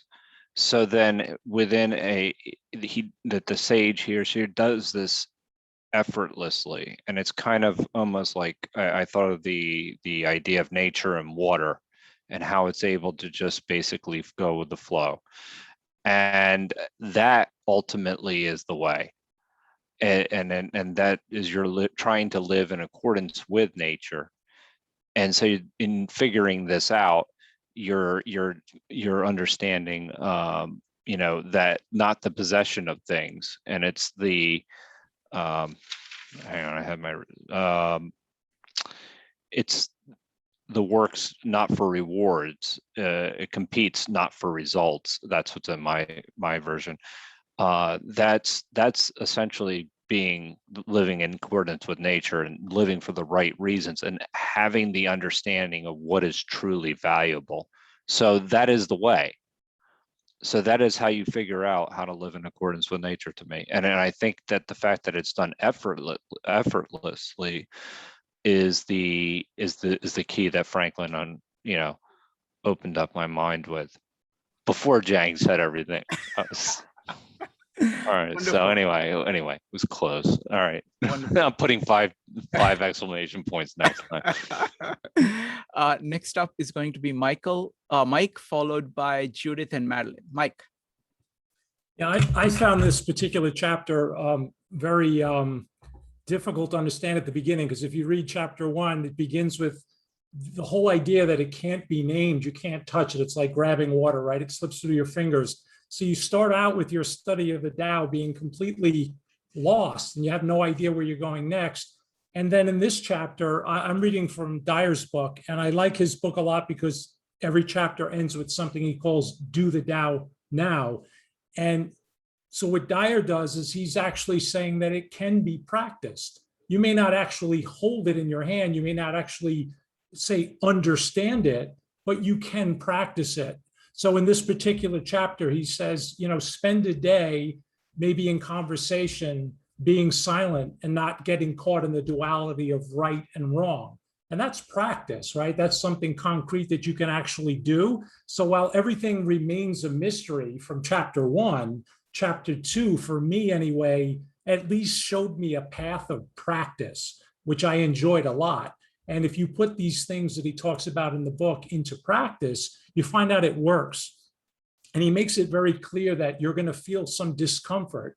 For example, in a meetup like this, if you feel like you have something to say, and if occasionally you just don't say it and wait for somebody else in the room to say it, you get that awkward feeling inside that, wow, I really wanted to say that first. Or man, that's exactly what I wanted to say. But I think Dyer's making the point that if you spend time in that kind of area where you're just silent and listening, there's a great room for growth, which is also, I think, something Donna said earlier about what I think sages or masters do is when something happens that doesn't require immediate action, the sage has the ability for the stimulus to happen and the gap before they respond to widen.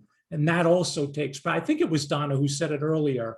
And so it was comforting to read chapter 2 in Dyer's book. It said, okay, you're not going to understand this, but at least here's a chance for you to go forward.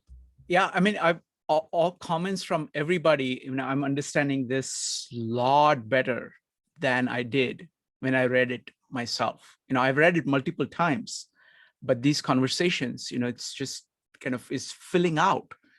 And it's just showing so many different aspects, and they're all connected. It's like you come at it from so many different angles, and a picture begins to emerge. So it's wonderful. Thank you, Mike. Next up is Judith, Madeline, Katie, Sarika, Kevin, Andrew, and Rich. So Judith. The last line in my chapter 2 for Stephen Mitchell says, that is why it lasts forever. So yours probably says it in a different form, but same idea. But I don't understand.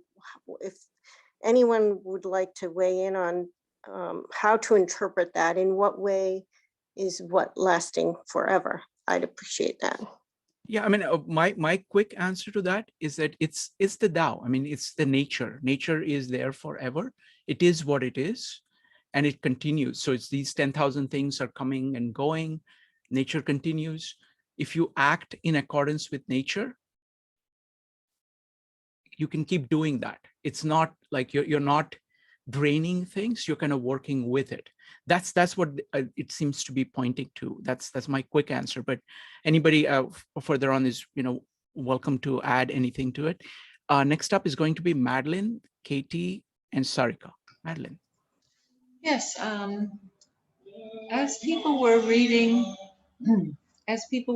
their translations out loud, I jotted down several things that really struck me. And as we're talking about this section of the poem, I'm realizing that they're all translations of the same thing and they seem entirely different. Dave Tacoma's translation by Robert Henricks. The sage begins before the 10,000 things. Jason's translation had the sage manages his affairs without ado. And Brian Allenby's DC Lau translation had, therefore the sage keeps to the deep that uses no action, which must be the same as the sage begins before the 10,000 things, and keeps to the something that uses no words. I missed whatever that word was. So there are three very different ways of speaking of the same concepts. And that's it. I just wanted to bring those up and point them out. I thought they were all beautiful. Wonderful. Thank you, Madeline. Next up is Katie, Sarika, Kevin, Andrew, and Rich. Katie. I felt like this number 2, and then I felt that later when I was listening to the other sections, that the word that comes to mind is selflessness, like not having your ego involved while you're doing things. And then when I read that when the work is done, it is forgotten, that kind of, I mean, I could be piecing things together wrong, but when I say to people to give, it's like only do what feels natural to you and give without the expectation that it might not come back, and then it comes back kind of mindset, as opposed to expecting things from other people. Wonderful. Thank you. Thank you, Katie. Next up is going to be Sarika, followed by Kevin. Sarika. Yeah, I think the only strong example I can think of is just in theory, like political arguments on either side of the aisle, like being able to listen to an opposing argument of any topic and not be reactionary. Like that central person who's not a judge, but someone who silently holds in some sort of natural transformative way is something that, and if for either side can cultivate something like that in any situation. That's just one example, just thinking. Thank you. Thank you. Thank you, Sarika. Next up is going to be Kevin, followed by Andrew. Kevin. I got a 2 point. First, it's let's see connect chapter 1 and 2. This people say there's no connection. Let's see, I'm going to read it. You're going to feel a connection.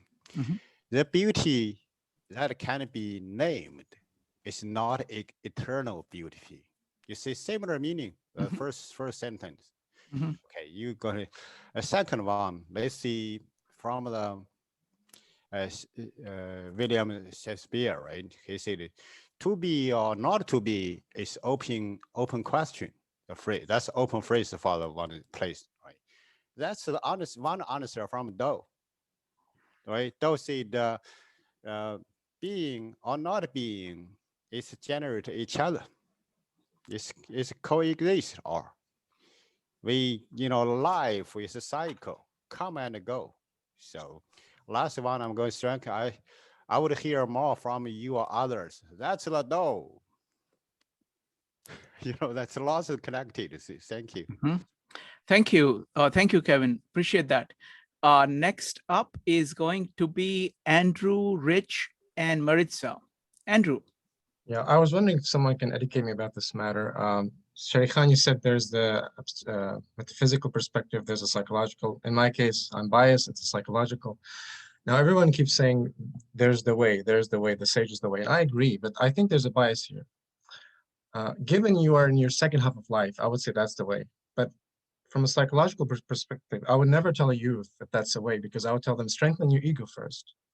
Suffer the opposites. Then, when you've suffered enough, then we can say that's the way. So that's why, back to the comment you made, I like the psychological, because it brings that issue, because the youth maybe shouldn't worry about this way too much. You should maybe strengthen that ego first.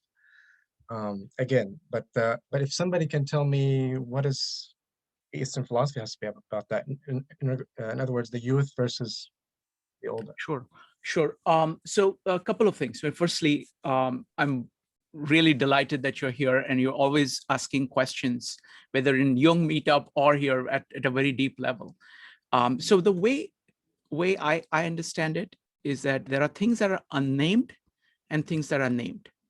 In order to do things in the world, you need to name them, because name, like the first poem says, that name actually creates these 10,000 things. In order to do any specific things, you have to separate it out using naming, creating all these contrasts. Okay. The unnamed, what you're trying to get at is the principle that is running through. It is like the whole, the self, all of that. And the dance of the whole and the parts. And how do you deal with that? Each person has their own strategy to it. Okay, so for example, the Western mind uses those words a lot, and then hopefully will tend to get to the center, something like that. Whereas the Eastern mind seems to be saying, just listen to nature.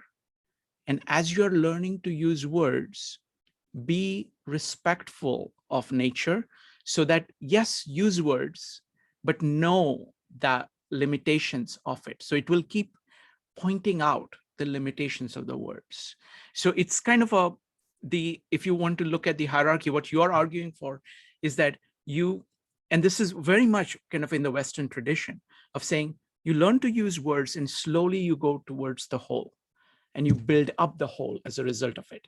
Whereas the Eastern philosophy says the whole is already there. The nature is already there. You are already a whole. And you're using these words, use the words, but be cognizant of the whole. That is from where you came. That is who you are. Don't forget that. So that would be my quick answer to that. And I think Jung, in many sense, in a very deep way, he kind of, if you look at his progression, he went to the red book first, and then rest of the time he came up with words to explain it. It is kind of in the Eastern tradition. So in Jung is very much of an Eastern tradition in that way.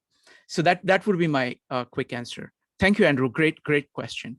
Next up is going to be Rich, followed by Maritza. Rich.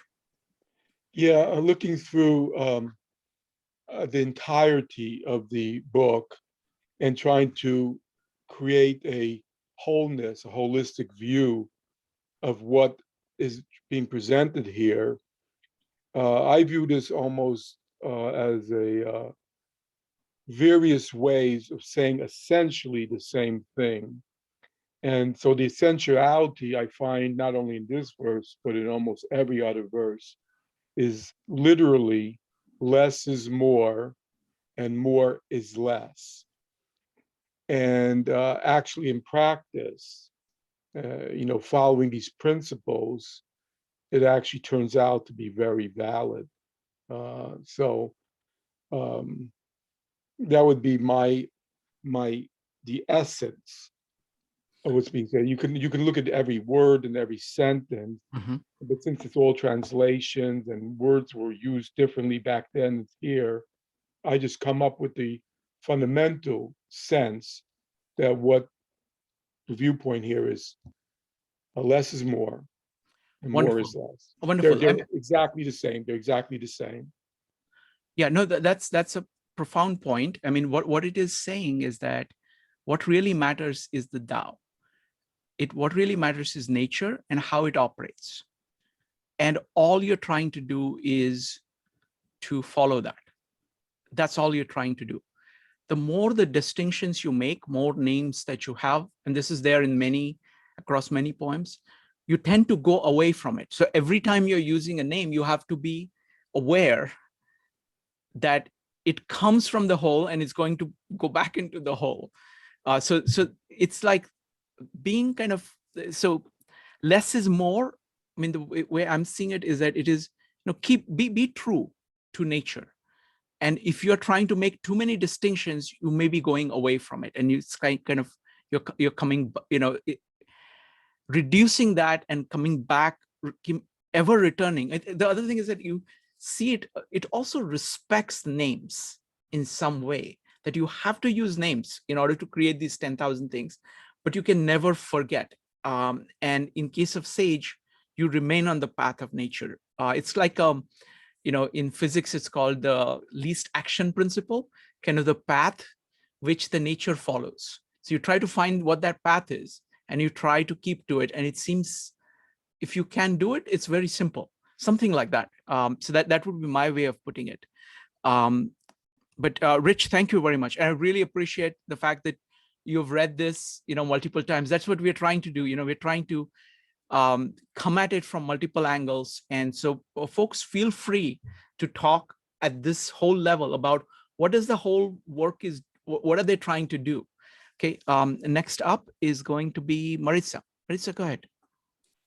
Well, I feel a little bit like Joe right now because some of the things I was going to say you that literally just said. But so in the translation that I was saying, I came across a little later.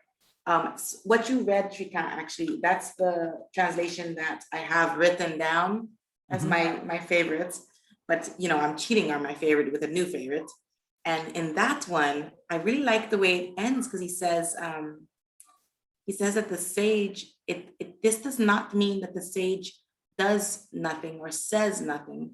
Rather, it means that he accepts things as they are, easily and naturally, without making any demands. And that was very striking to me before, but listening to everyone's comments and getting a different and slightly clearer notion of what perhaps could be meant here, it just speaks to me a little bit more because the idea of, this, there's the different folks have talked about the tension between opposites, the nature of duality, following the natural path. And I see all of that in these, just simple words of accepting things as they are. And then like even more than accepting things as they are, it's the two words easily and naturally. And I think that that's something that it gets, as we go about naming things, we forget those two aspects, the easily and naturally, because it takes effort to name things. And then when you do that, you're like feeling so accomplished that you forget that there was something you had to set aside that sits more easily and comes naturally, that didn't require naming, that can still be followed. And we might forget that because we're so feeling accomplished of the naming. And there are other, if I go back to the translation that you read by Gaia Fu Feng and Jane English, she says, once the work is done, it's forgotten. And it's by forgetting it that it lasts forever. And I feel like these two together paint that just lovely picture of, it's all well and good to go about naming, and that's necessary. but equally necessary and almost more necessary is to just let that go. You've named it, it's your baby, but forget it. You've said to us many times in so many different of these meetups that once we fall in love with an idea, it starts to die. I hear this kind of thrown back at us in just a slightly different way. Yeah, no, wonderfully put. I mean, one of the ways I'm thinking about this is it is simply underlining the importance of listening. That's what it is saying. Just listen to nature instead of trying to listen to your own voice. Whatever you produce, you have capacity of producing all of this stuff, but listen and let that listening guide you. That's what it is saying. Ping Ping, you had raised the hand and then you dropped off. So I'm going to jump you in ahead of the line. Go ahead, Ping Ping. Oh, thank you. I got an emergency phone call. That's the reason why I apologize. I missed a huge chunk of this meeting, and I apologize if I say anything that don't worry. The Dao has been there for a long time, and it will continue for a long time. So you come into the meeting anytime you want. We are talking about the same thing. Go ahead. Okay. If I duplicate anything, please forgive me because I missed it. One thing is someone mentioned about translation. So the differences between different versions of translation. So I went back to the original Chinese version and I found out a totally different meaning than the last sentence of the second chapter.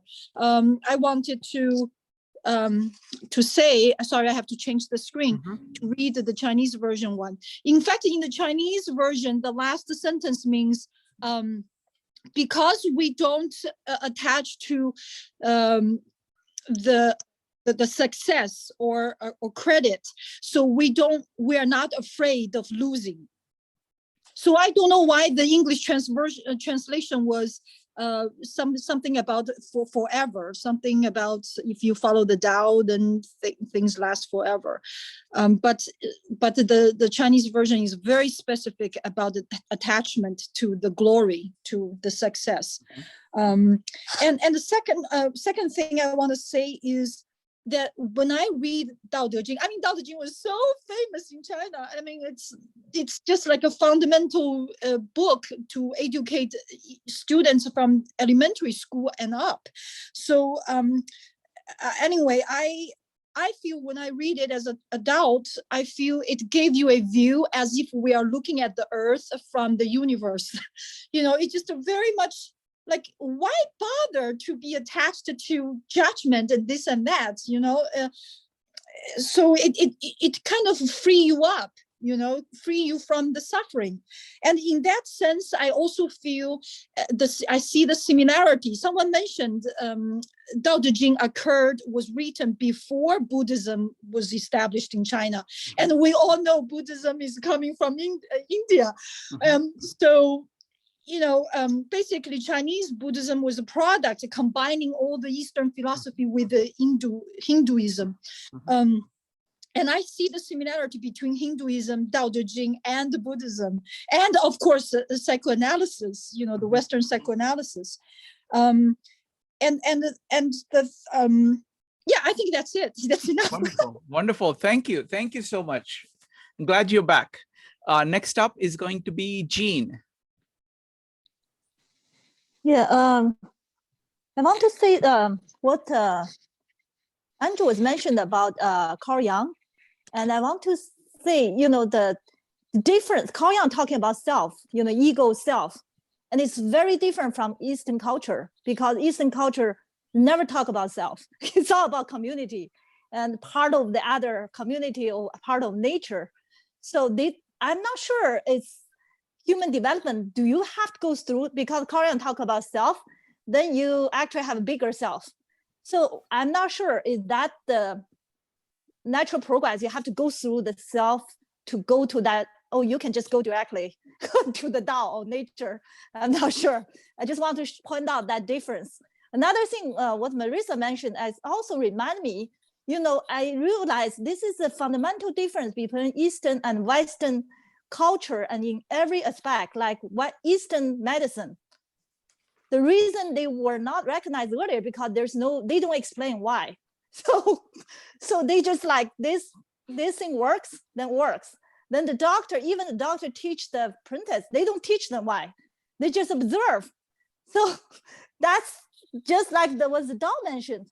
The problem with Western culture or modern society, because of that, then they don't treat as scientific, same as teaching, it's a lot of Buddhism, they just sitting there and one day they were, oh, I get it.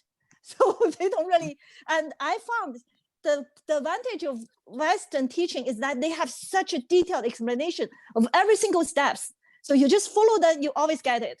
But the Eastern, you have to, some people get it quicker, some people get slower, because you have to figure out yourself basically with this. So I just realized that's a difference, between the name, name and unnamed.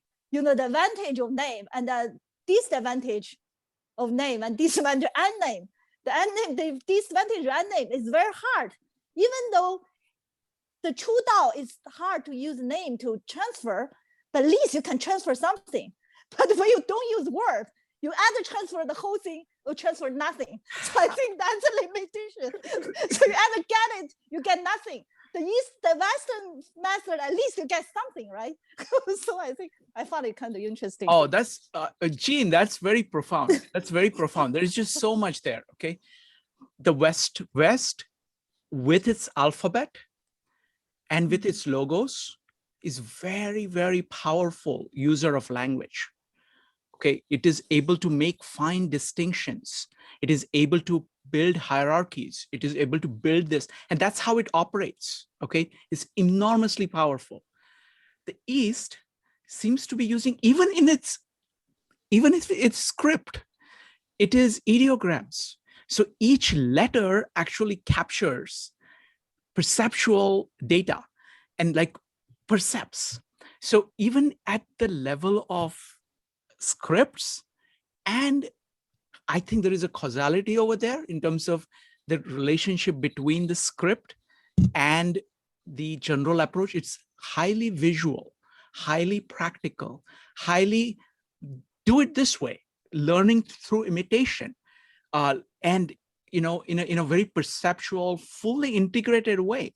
Like medicine is a clear example. Like health, the way it is taught in the East is an integrated way of being true to your body, observing what your body is doing, working with it.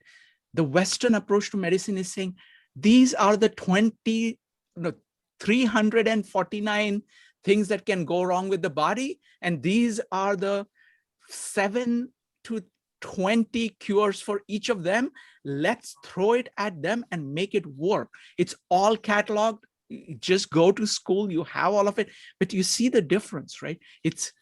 I think, this is based on what we are doing meetups on language of people like Walter Ong, which we are going to be talking about tomorrow, of what is the difference between the alphabet and the ideogram. And what is it that logos does? What is the power of logos? There is a power of logos, guys. Don't underestimate that. It has transformed the world.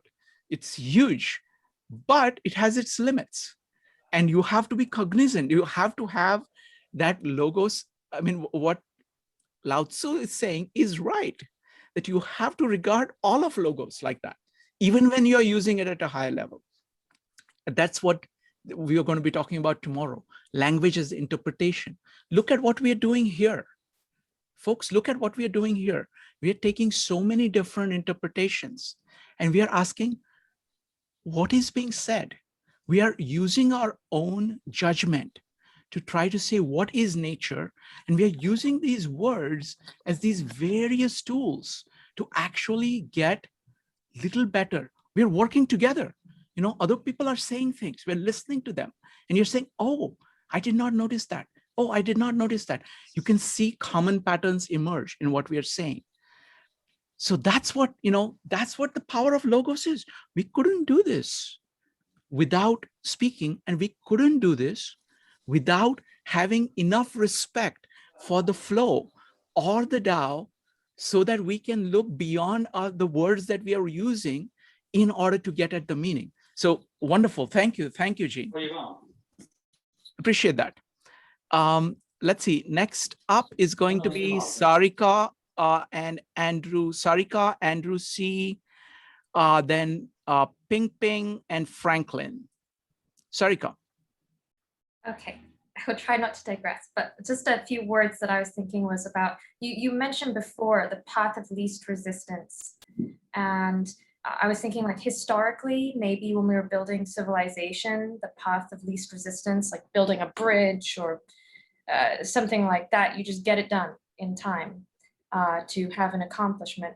There wasn't much communication except for very technical stuff. But fast forward to today, we have the opportunity to kind of merge the best of art and science. And sometimes, you know, for some people in technology, the path of least resistance is to just, Facebook says, build fast, break, figure it out later. But maybe the path of least resistance is not the way. Okay. Thank you. Thank you, Sarika. Next up is Andrew C. Andrew, go ahead. Yeah, hi. I just wanted to point out or just raise this. It's kind of interesting, just on a cognitive level, the role of bias that plays into this whole thing. You know, it's what we're doing here is we're, in some sense, our interpretation is heavily influenced by the biases that we're building up as we continue to what we think we're doing, which is refining our understanding.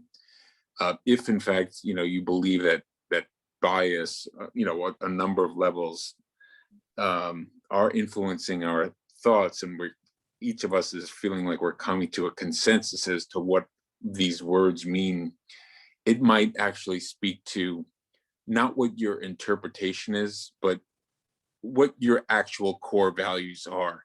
You know, it's kind of like you look for what you want to believe in a way. So after interpreting all this, maybe ask yourself, like, why do I think this? Not like, what does this mean? Like, why did I come to that conclusion? And it might tell you something about, you know, your core belief.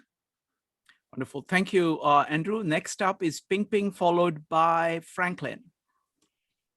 Okay. Am I? Go ahead. Okay. Oh, I wanted to say that when Jing was mentioning about the medicine, and also the second is about the words. One is, you know, I'm actually in healthcare. So, and during the pandemic, I studied a lot about different approaches to treat certain diseases and symptoms.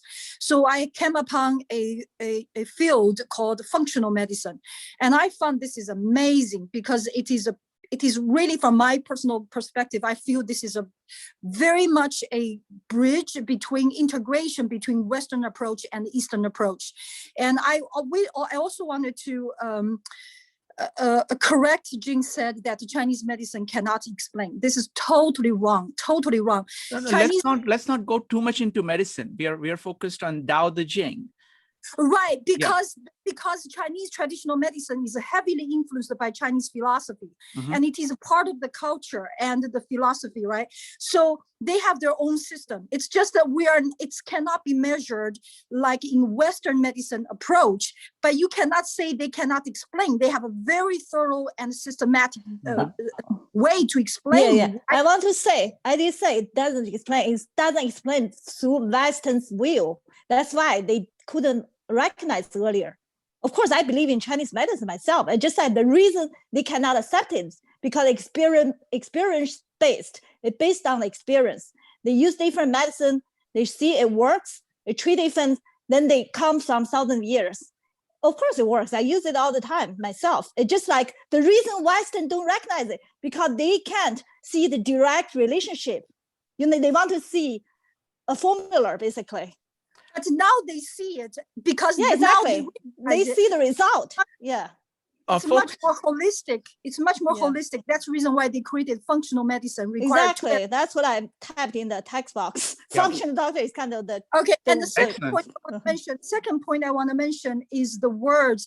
You know, in fact, it is a profound wisdom for the Zen master or Chinese Buddhist masters and Hindu masters to not pinpoint precisely what it is. You know, and if you study, I mean, I study, I mean, this Zen group in Berkeley, they even said that what is Zen? Zen is when you use one finger point at the moon. What the kind of explanation is that? You know, but you know, if you really explain it precisely, then you lose the meaning, because then you lose the holistic, you know, the whole picture of what it is. You will always miss it if you're trying to define it precisely. So that's it. Thank you. And also the third point is very interesting, because it's, again, Chinese, everything is integrated, the culture, philosophy, history. I used to practice Tai Chi, and I studied under American Tai Chi master and also a Chinese master. And the way they teach the same thing is so different. The American Tai Chi master asks you very precisely, you know, your ankle, your foot alignment has to be in certain angle precisely by so many degrees. But the Chinese Tai Chi master, he taught you the principles, and he allowed you certain room for every individual student to improvise it, to make your own style even. I couldn't believe it. But Thank you, Ping. That's fantastic observations. Really kind of bring in a lot of richness about the Chinese culture into the discussion, because that's really the background for this. Excellent, thank you. Next up is Franklin. Franklin, go ahead. Yeah, Albert Einstein had some great quote about anybody can describe reality by making a more complicated model. But moving in the opposite direction to create a more simple model is a more stunning art, and that's the direction he was going. And I think there's something here in the Tao. It is real. It is like one of these letters that you're describing, Shrikant, right? It's an image, but it's an image of such universal purity and power that it's describing all these things: politics, nature, human nature, you name it.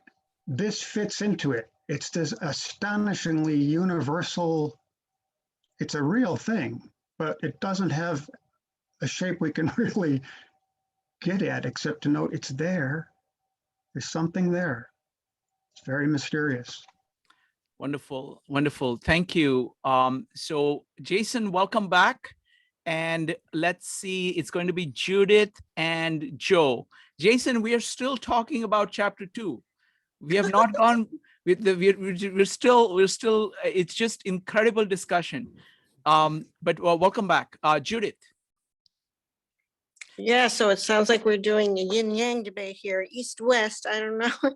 But I like the things everyone was saying, and I agree. And I think it's nice that we are actually identifying the differences and the unique qualities. And I think we need both of it. But I think when we go too far one way with, you know, logic or reason, we need to remember to step back and see the short and then the long. You know, to look at it that way, and to employ those different aspects. So I was actually thinking about Albert Einstein myself, Franklin, because I was remembering that I believe, you know, when he would work and then he would not work, and he would walk, but, you know, not think, you know, I think he described this, hope I'm not making this up, but like he, and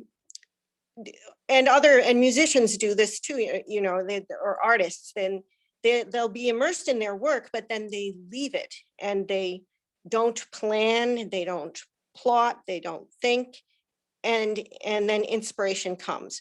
Where does it come from?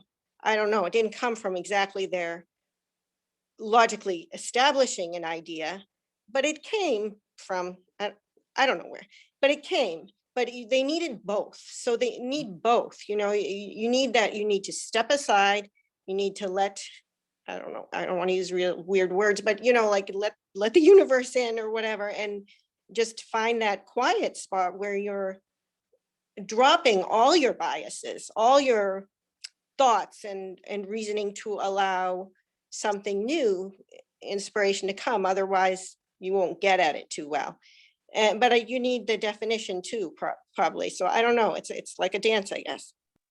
Excellent observation. And clearly in Einstein, I see that of saying kind of, you know, this nature, you know, he called it nature, God, whatever it is, it's trying to refer to the same kind of a thing of saying, how is nature functioning? You know, how is it functioning? And having that kind of humility towards it. I see that definitely in Einstein.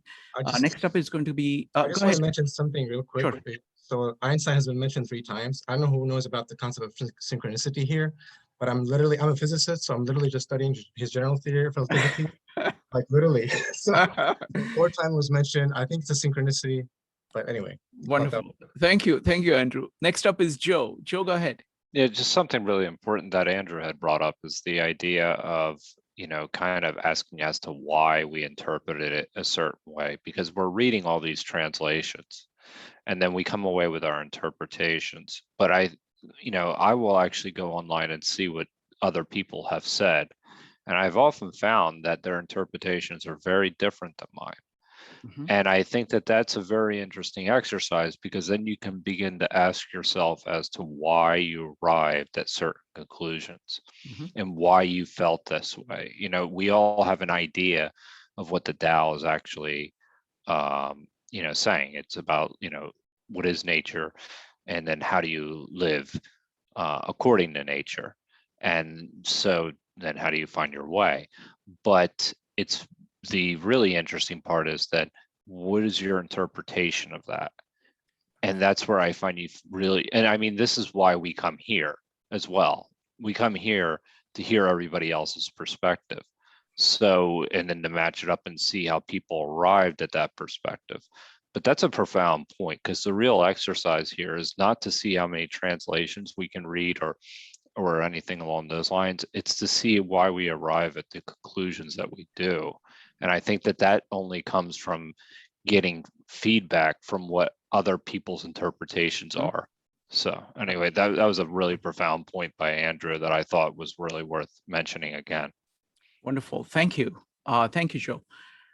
Jason, so everybody Yes, liked the introductory comment that you made on the second part before you left. So any kind of closing thoughts about this entire poem? And one of the things that you made, or one point that you made that has really struck with me, is to look at the internal structure of each of these poems, because can you talk a little bit about the internal structure of this poem?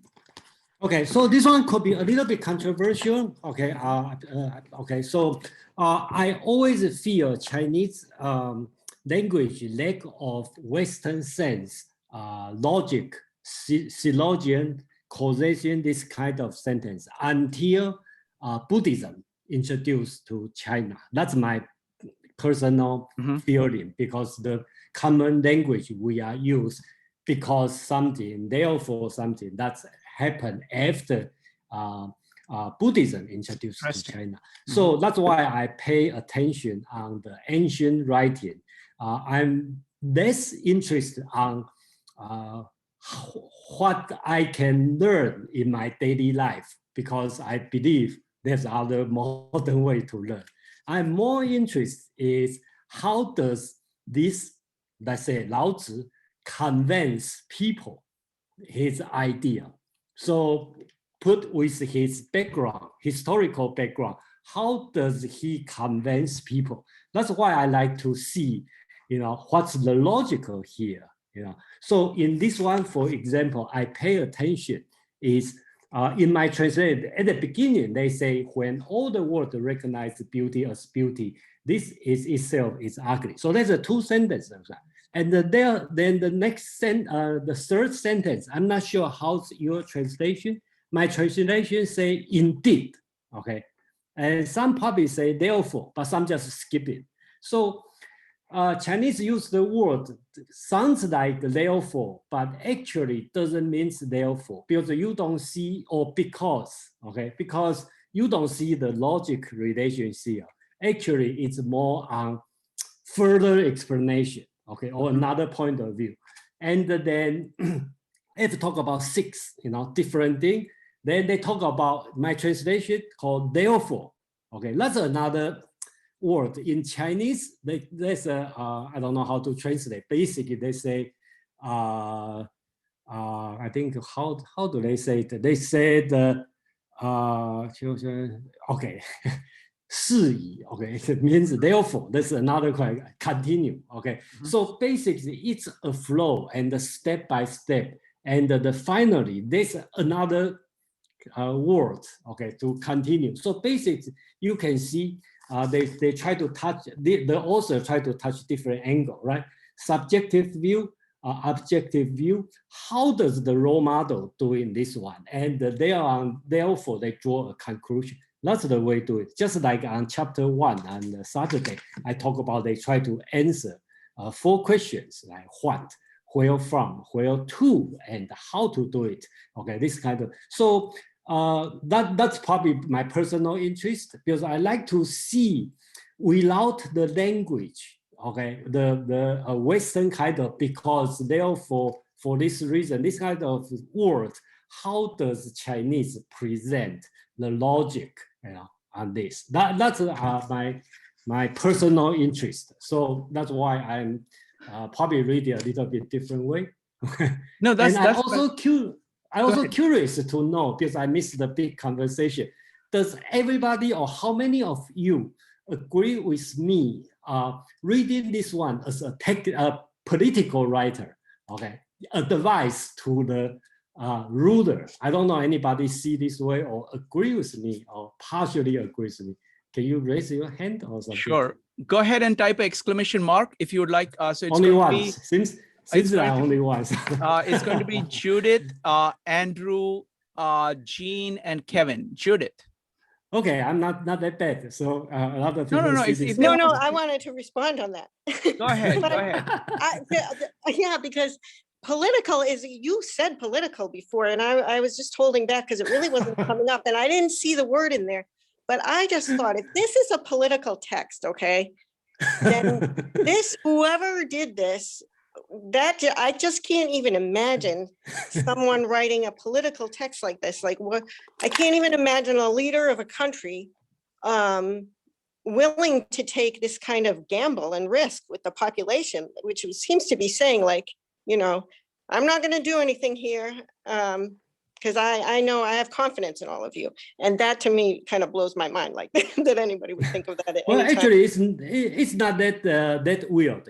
If you observe, I think most of us, except a few, are older enough to remember Ronald Reagan. Okay. When Ronald Reagan was president, he has famously not working very hard. He always had to take a nap. Unlike Jimmy Carter, have to go to all the detail to work on that. That represent, one is Confucianism, one is Taoism, if we put a Chinese point of view. So we don't take this one as seriously, like as a ruler, I just lay back, do nothing, think nothing, just, but we take a way to kind of think about, like, if I put 1 more hour on work, do I gain one more hour's result? Or I probably lose more things, right? So I think that's the wisdom Taoism try to teach us. When I set a standard, do I screw about other thing else? When I work so hard, do I really help the people? So I think that's the essence they try to teach. Yeah, the big thing I see is that it's the same kind of attitude towards nature that approach towards people that they're taking. They're saying that, look, people have a certain nature and work with it. Work with it. Like the opposite way is to say, no, I have this idea, I'm going to make people do this. Instead of that, this is saying, actually listen to people, see how they are naturally behaving and work along those lines. And then you will be more successful than working kind of, instead of trying to come up with your own idea and thrusting it down on people. I agree. And if you like Nietzsche, and I would suggest if you read Zhuangzi, okay, that's totally exactly like what Nietzsche's Zarathustra. Okay? Oh, really? Put a lot of weird story, talk about a lot of strange thing, but they have a meaning underlined. If you read Zhuangzi, another Taoist writer, that would be the feel. I feel like totally like Zarathustra. You know? Wonderful. So, Andrew, did you have something? Yeah, a quick comment. I just want to say that regard whether it's political or not, before I even make a judgment, I mean, you live the culture, you experience the culture, you grew up in it. So, I mean, there's certain insight that as someone who was raised in a Western mentality, I can never relate to. And my job is first to understand what's it like being in that culture first, before I sit there and philosophize about, you know, oh, that's what the Tao is as a Westerner. That's my opinion. I think we should just imagine what's it like being in that culture, and you live that culture. So I would try to listen to you first, and then make my judgment of Western bias. But that's my feeling. Thank you. Next up is going to be Jean, Kevin, Madeline, Ping Ping, and Brian. Jean, go ahead. Yeah, I want to explain that this is from 1,000 years ago, China, and it changed dramatically, not just like last 100 years, it changed dramatically. Now we have Taiwan and mainland China, and it's very different culture. I want to say what you're on mute.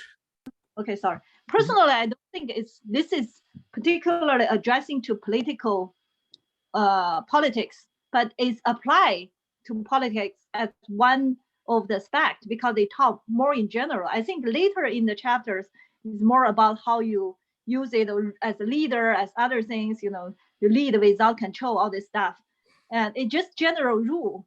And so I don't believe it's, but I know Dao De Jing compared to Confucian, very different way of control of people, you know. One is use very restricted rules. This is more follow the nature, like Shirkan mentioned. So it's more like follow the nature, follow the way. So personally, I don't believe this part is emphasized on the politics. It's more on the general. Thank you. Next up is going to be Kevin, Madeline, and Ping Ping. Kevin. Oh, thank you. First, I agree with Jason about could apply to political practice. However, the conclusion is, I put a simple word, it's too good to be true. It's good for 99%, not good for the 1%. In one word, who's going to control?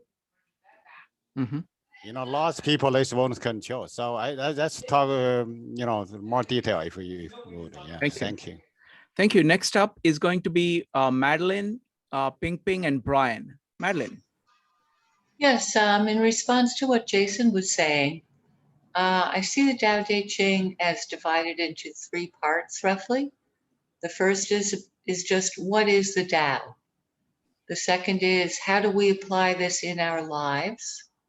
And the third is how can it be applied in society? And how can it be applied in society is an interesting question because it also speaks to who were the ancient Taoists. China has been an empire for a very long time. It's extremely well organized and always has been, even with various civil wars going on. And so these were generally very literate, very high achievers who had left the Mandarin court system and gone off to practice Taoism in whatever forms it existed in their era. And so their advice about ruling was really based on their own experience and observations as having been part of that 1% of the government. This is my understanding from my readings about it in the past. I don't know what Jason has to say about it. Thank you. Jason, go ahead.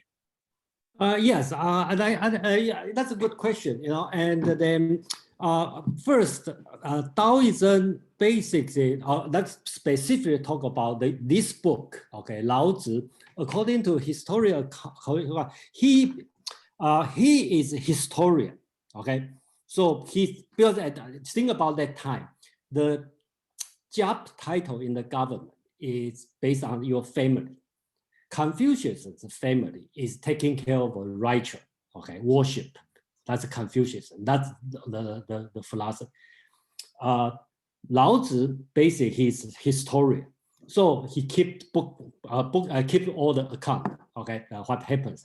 So his family probably know a lot what happening in the royal, in the court. Second, he is from the south. He's from the south. He's not northern. Okay, so southern people and the northern people has some different at that time. The mindset. Northern people probably more focused on sun. Southern people more focused on moon. So when you see moon, you will see something like become a circle, full circle, and then you become disappear and the circle. So it kind of feel like if going too much, then you are going down. So the idea would be not like when Confucius see the sky, see the sun is rotating, the sun, he say, oh, see the sky, the star is moving, we should walk like this. But Taoism will say a different way. See, okay, since it's a cycle, don't move too fast, don't go too much. You know, when Confucius see the water flow, he will say, water flow, the time is flow, work hard. Then the Taoism will say the water flow, go to the ocean, we should be soft like water. So that's a totally different kind of thinking. And the reason, just kind of answer Madeline's question, at that time is warring state, the people, a lot of war happened in China. And I think all the intellectual, they try to think about is how to resolve this problem. Okay, how to resolve this problem. And that's why they have like so-called 100 schools. And right now we only touch one school, right? And they have another 99, so-called 99 school we haven't touched yet. So they probably in the communication to each other, they are talking to each other. So that's what I like to say. Wonderful. Thank you. Thank you, Jason. Appreciate that. Next up is going to be Ping Ping, followed by Brian. Ping Ping, go ahead. Okay, I want to say that I appreciate Jason's extreme detail in trying to analyze the logic, indeed or instead, or this translation into this fine detail that I never even thought of. And second, what Jason was saying earlier made me immediately think of an article I just read last night. It was two extreme powerful and successful couple in the Chinese real estate market. They are the CEOs and they are the owner of China's Soho project. They literally, these two couples transformed the skyscrapes of Beijing. And the article was about why she chose him, at the time when he was nobody. And she mentioned about why he was so impressive back then. And one specific example she used was Pan is his name, P-A-N.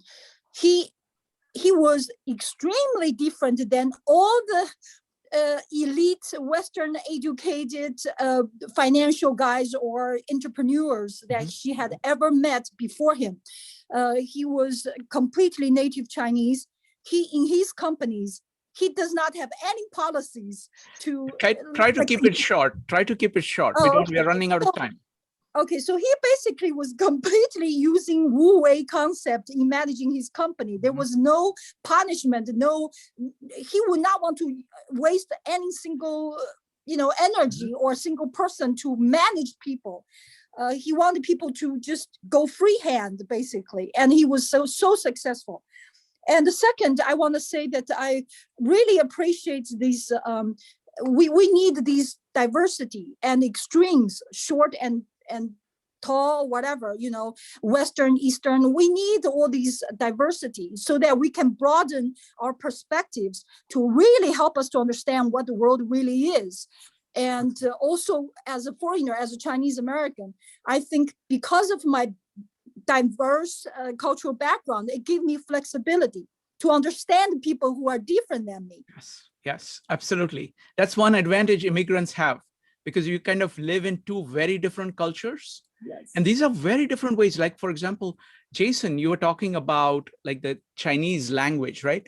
And how hard it is to actually think about it in English, right? I found the same thing when I was studying Patanjali's Yoga Sutra, because you're talking about consciousness. And like Indians have been thinking about consciousness for a long, long time. So it's like there isn't an equivalent right Chinese word, a right English word to describe like 20 things. Like there will be 20 concepts. So it's like, how do you do that? I think it's the same thing that we are facing here when we are trying to do the translations. It's very difficult because the culture is different, the way of thinking is different, and we're trying to get at it. Thank you. Next up is Brian. Brian, go ahead. So to answer my view on the political, is this political? Yes, my understanding, like Madeline said, and like Jason has said, that was always my understanding about these writings. But I think they resonate a lot today with people who are not leaders, because it's addressing, it's not just political, it's addressing the ruler as an individual. And how does the individual relate to his circumstances? And it's just as, I think, as Shrikant said, I chimed in before he said his thing. It's exactly as Shrikant said, that we somehow see the individual's relationship to his surroundings is somehow analogous to the ruler's relationship to the kingdom he rules. Wonderful. Thank you. Thank you, Brian. Folks, this is just turning out to be so good. It is way beyond what I had even hoped for. Okay, this is just incredible. So I'm going to tell you, so we are doing this entire series every Tuesday at 9 o'clock. So don't miss this. We will try to cover it. I'll always assign 3, and we will probably end up doing 1 to 2. I don't think we'll ever get to 3, but it'll be 3 at a time. So next time it'll be number 3, 4, and 5. So we'll try to do as much as we can. We won't hurry anything up. I also want to tell you, my friend Yasuhiko Kimura is going to be here on this Monday at 12 o'clock. Okay, don't miss that. He's a very deep philosopher. He started out he's from Japan. He became a Zen Buddhist monk at the age of 16, spent 3 years in India studying Indian philosophy. He's very well read on Western philosophy, Heidegger and Spinoza and everybody. He has actually translated Dao De Jing. So he's at that level, and he's a very, very deep thinker. And he's going to be talking about the principle and practice of Dao De Jing and how to use it in the 21st century. How can we apply those lessons today? So I'm going to be interviewing him on that on Monday. And then Tuesday, we're going to be back doing this series. I am tremendously honored to see so many thoughtful people here, and the level of conversation, just very, very grateful to all of you folks. I'm learning so much more about this book, thanks to all of you and this exchange. So please keep coming. And please keep reading on your own, because ultimately it's a personal quest for each of us. It's between us and the Tao, okay? All of us can help each other a little bit, but it's only because each of us is trying to understand the Tao on our own and how to use it in our lives, okay? So thank you very much, everybody. Good night.